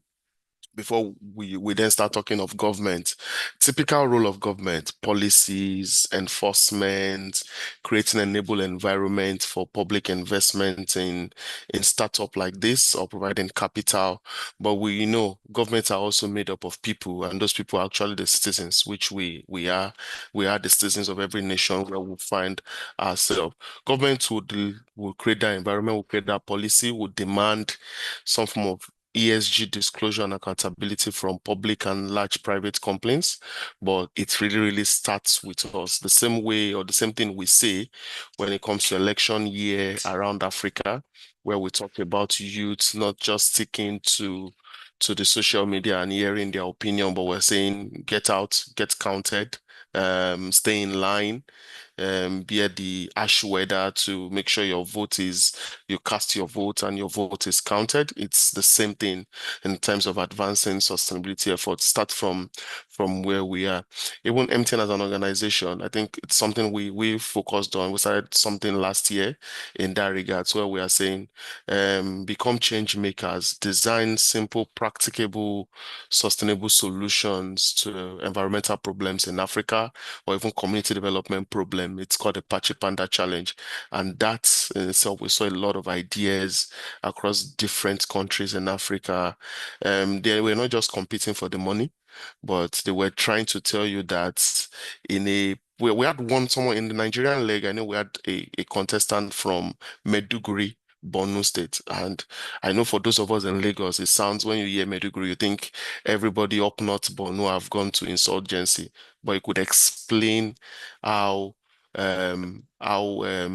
climate change and how environmental stewardship applied to his community and the kind of solution he was bringing for. So those are the beats I could talk in terms of the role as citizens and also at government. But I want us to play more in terms of our citizens advocacy, more and more on that before we start pushing all the blame on government. Thank you. Thank you so much for that sharing. Dr. Tiwa, I thought your hand was up, but do you have any other thing to add? I mean, it will be difficult to go to add something after that. But I think for me, again, I would like to play devil's advocate in this matter. I think for citizens, we also have to understand that we are all learning. And we shouldn't be, especially we in the rural, urban areas, we shouldn't be too harsh on people in the rural areas. First of all, most of these people know more than us in terms of climate change. They might not know the local names, but I can guarantee they've been protecting the environment way more than we started these things. So we should always, for me, I just feel that as an individual, we all should continue to learn. I know we've talked about capacity building a lot here, but really, there is no one size fits all for these things. Even when we bring up solutions for communities, even when we want to do things, we should not be quick to go and correct people or quick to go and say, oh, this one should do this, without first of all looking inwards and say, what am I doing? And it's the same thing that goes into thinking as an individual, having that integrated thinking approach to things. On many platforms, they always say Nigerians are not deep thinkers. We try to forget things quickly. But really, we need to do better when it comes to sustainability, because for everything that we consume or everything that we do, there's always a risk attached to it, and everything has effects. And once we begin to think in that line, then we begin to learn, because we know that we don't know everything. We don't know all what we consume. We don't know all what people go through. And as you start learning, you start looking for solutions that can align with what certain people go through. So that's just what I wanted to bring out in terms of what we can do as an individual. It's difficult to go after what Shima and Loveling have said on an individual basis. Yeah. I totally agree. So thank you, everyone. Loveling, I know that I just want to confirm if you want to add anything or you're fine with what everyone had said. So talking about how citizens and governments can participate in sustainable practices. And Let's go right again. Also, we're Go talking right about, again. can you hear me? Loud and clear. Okay, so we're just highlighting the role citizens can play towards sustainability. And Sean had mentioned a lot about participating individually and within your communities. Dr. Tiwa had highlighted that as much as possible, we should also remember that these communities, they also are seeing the effect of climate change even more than we think. They also understand, and they're also carrying out these environmental practices even more than we can imagine. Also, Oluwaseun had highlighted how people from Borno and Maiduguri actually brought up solutions that are properly sustainable. So it's just showing how everyone, I'll say Nigerians are more aware than we think. And it's just important for these conversations to keep happening at every level. I can also see, Lovely, that you're answering the questions. Thank you, everyone, for joining. Thank you for your contributions. The questions were so well answered. Like, my notes is filled up. I have a lot of things to go and learn. There are a lot of terms and words that were dropped. I really hope everyone goes further to educate themselves on sustainability in the world and then in Nigeria generally. If we can understand what it involves, we would also find out ways we can participate. We would also be on the lookout for how well we can recycle and reuse products, I would say objects in our community. We can also look at, even within our workplace, how can we be more sustainable? We would also be moved to champion sustainability within our communities and within our workplace. Thank you, everyone. I really hope this session would move us further and also carry us to our sustainability, also move us carry out more sustainability practices. Thank you, Sharon. Thank you, Dr. Tiwa. Thank you, Loveline. This session has really been educative. Carolina, you can take it off. Thank you. Thank you so much, Nasike. Thank you for such an insightful session. Thank you for engaging the session. Thank you to all our speakers, Mr. Oluwaseun, Engineer Loveline, and Dr. Tiwalade. I think a take home for me personally would be that it starts with me. I mean, we can blame the government. It's very easy for us as human beings to be blaming people about, oh, you're not doing this, oh, you're not doing that. But what are we doing in our own space? How are we driving sustainability? I also like that we talked about capacity building a lot, and that's why we at Access Bank and AFF, we've provided this kind of platform for people to come and be educated about the need for sustainability, the need to drive sustainability, as well as prefer solutions to other African challenges. So thank you to everyone. Thank you to our speakers, most especially. Thank you to everyone who has joined in. So like I said earlier, I had dropped the link for Sustainable Finance Accelerator program in the chat. And we were talking at capacity building. That's another avenue. So do well to register, and you can just click on the site to learn more about the program. And if there are any questions, you can feel free to reach out to us. I also saw that there were some networking in the comment section. You know, that's one of the goals of this program. So network as much as you can. You can check out our speakers on LinkedIn and engage with them even outside of this platform. So thank you, and see you at the next AFF Ecosystem Roundtable talk. It has been an amazing time. Thank you.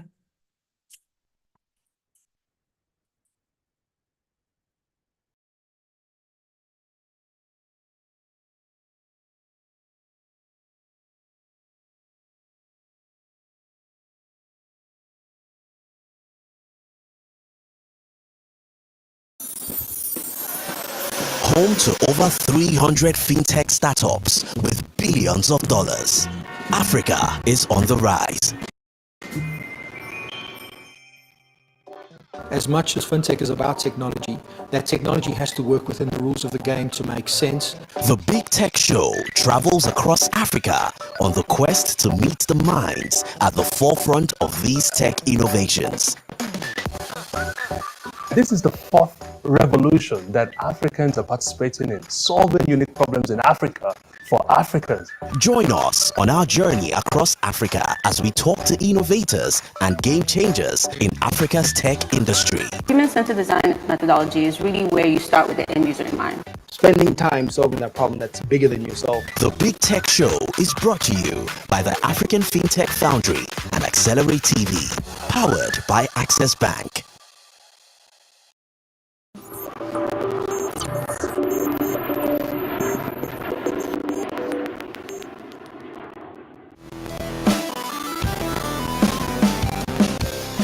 Hi guys, it's Benjamin Dada here, and this is the Big Tech Show.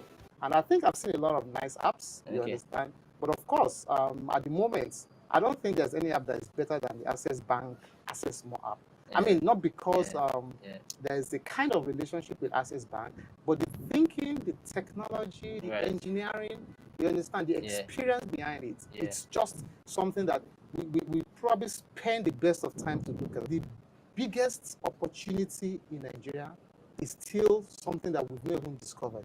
True. So we see the likes of Paystack, with about $200 million investment. So at the AI Startup Lab, Yaba will bring ideas to life by embedding the capability of AI with world-class business mindset. And in doing that, will make serious impact socioeconomically. And indeed, the prediction that by 2030, AI will have added $16 billion to world economy. A share of that can be in Nigeria. And that is our dream, and that is our passion. Thank you.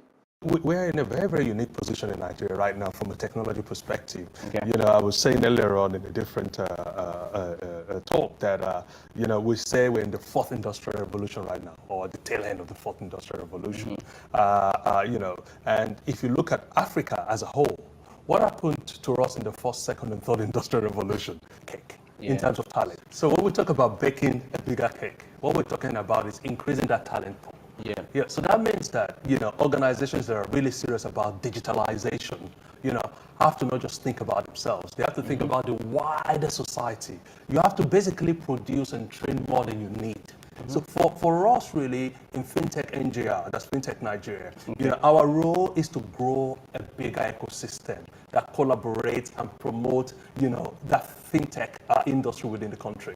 Looking at the country, the continent, and having the opportunity to experience payments in the UK especially, felt that perhaps Nigeria deserved better.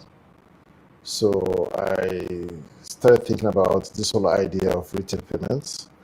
I'm an engineer by training, never done banking, never done payments.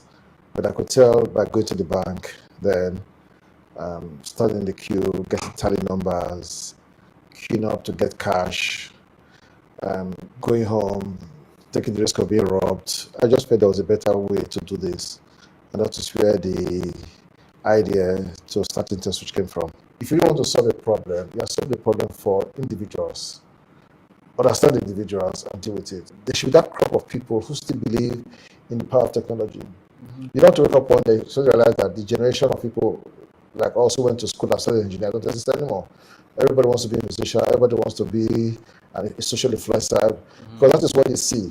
But somehow, if you want to solve real problems, technology is something you cannot ignore. Part of my founding team included people I met in the university also. Yes. But one of the mistakes that people also make is not having enough industry experience before a startup.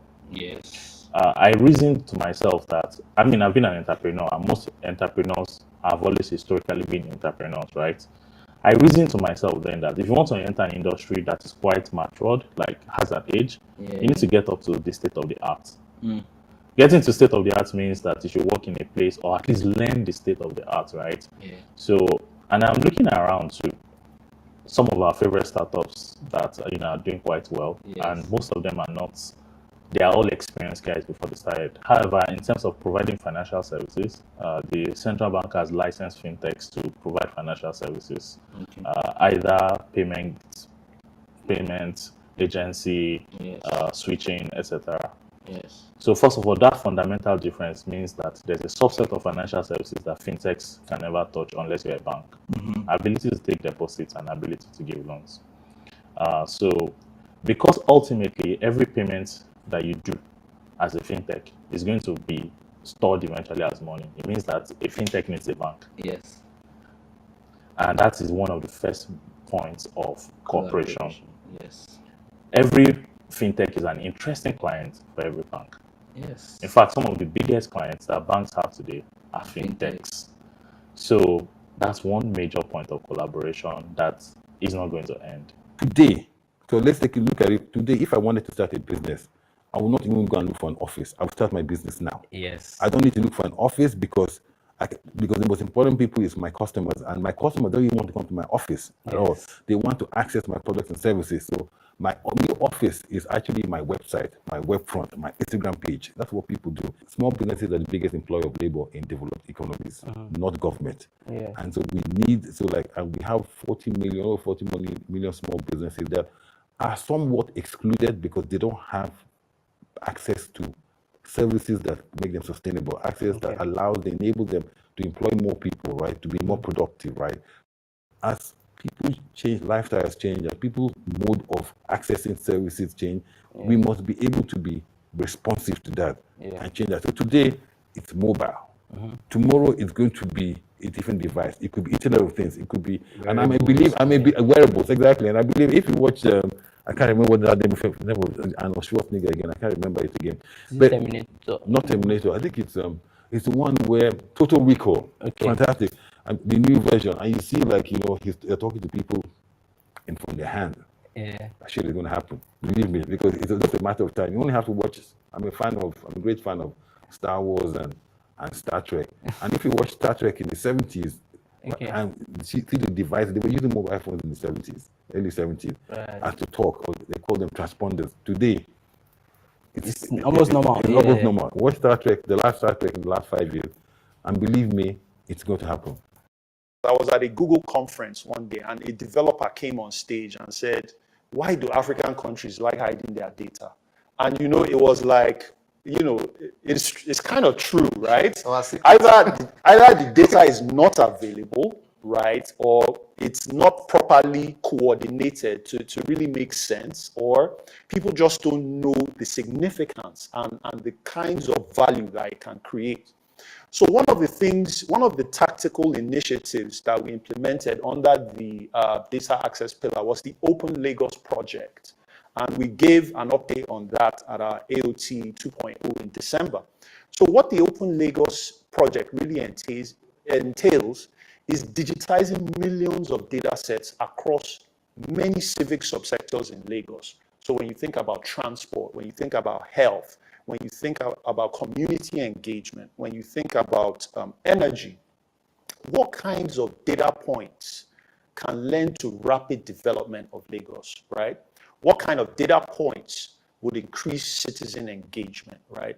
The higher the levels of engagement, better the solution builds, right? And so under the Open Lagos project, we have what we call the Eco 360 project. What that does is, after digitizing millions of data sets, these data sets are made available to the public, whether it's the general public or the solutions ecosystem. Today, as a developer, if you want to build an application for transportation, or you want to build an application for the health sector, I'm sure it will be very, very significant to have hospital data, right, that you can validate your solution with. Or if you can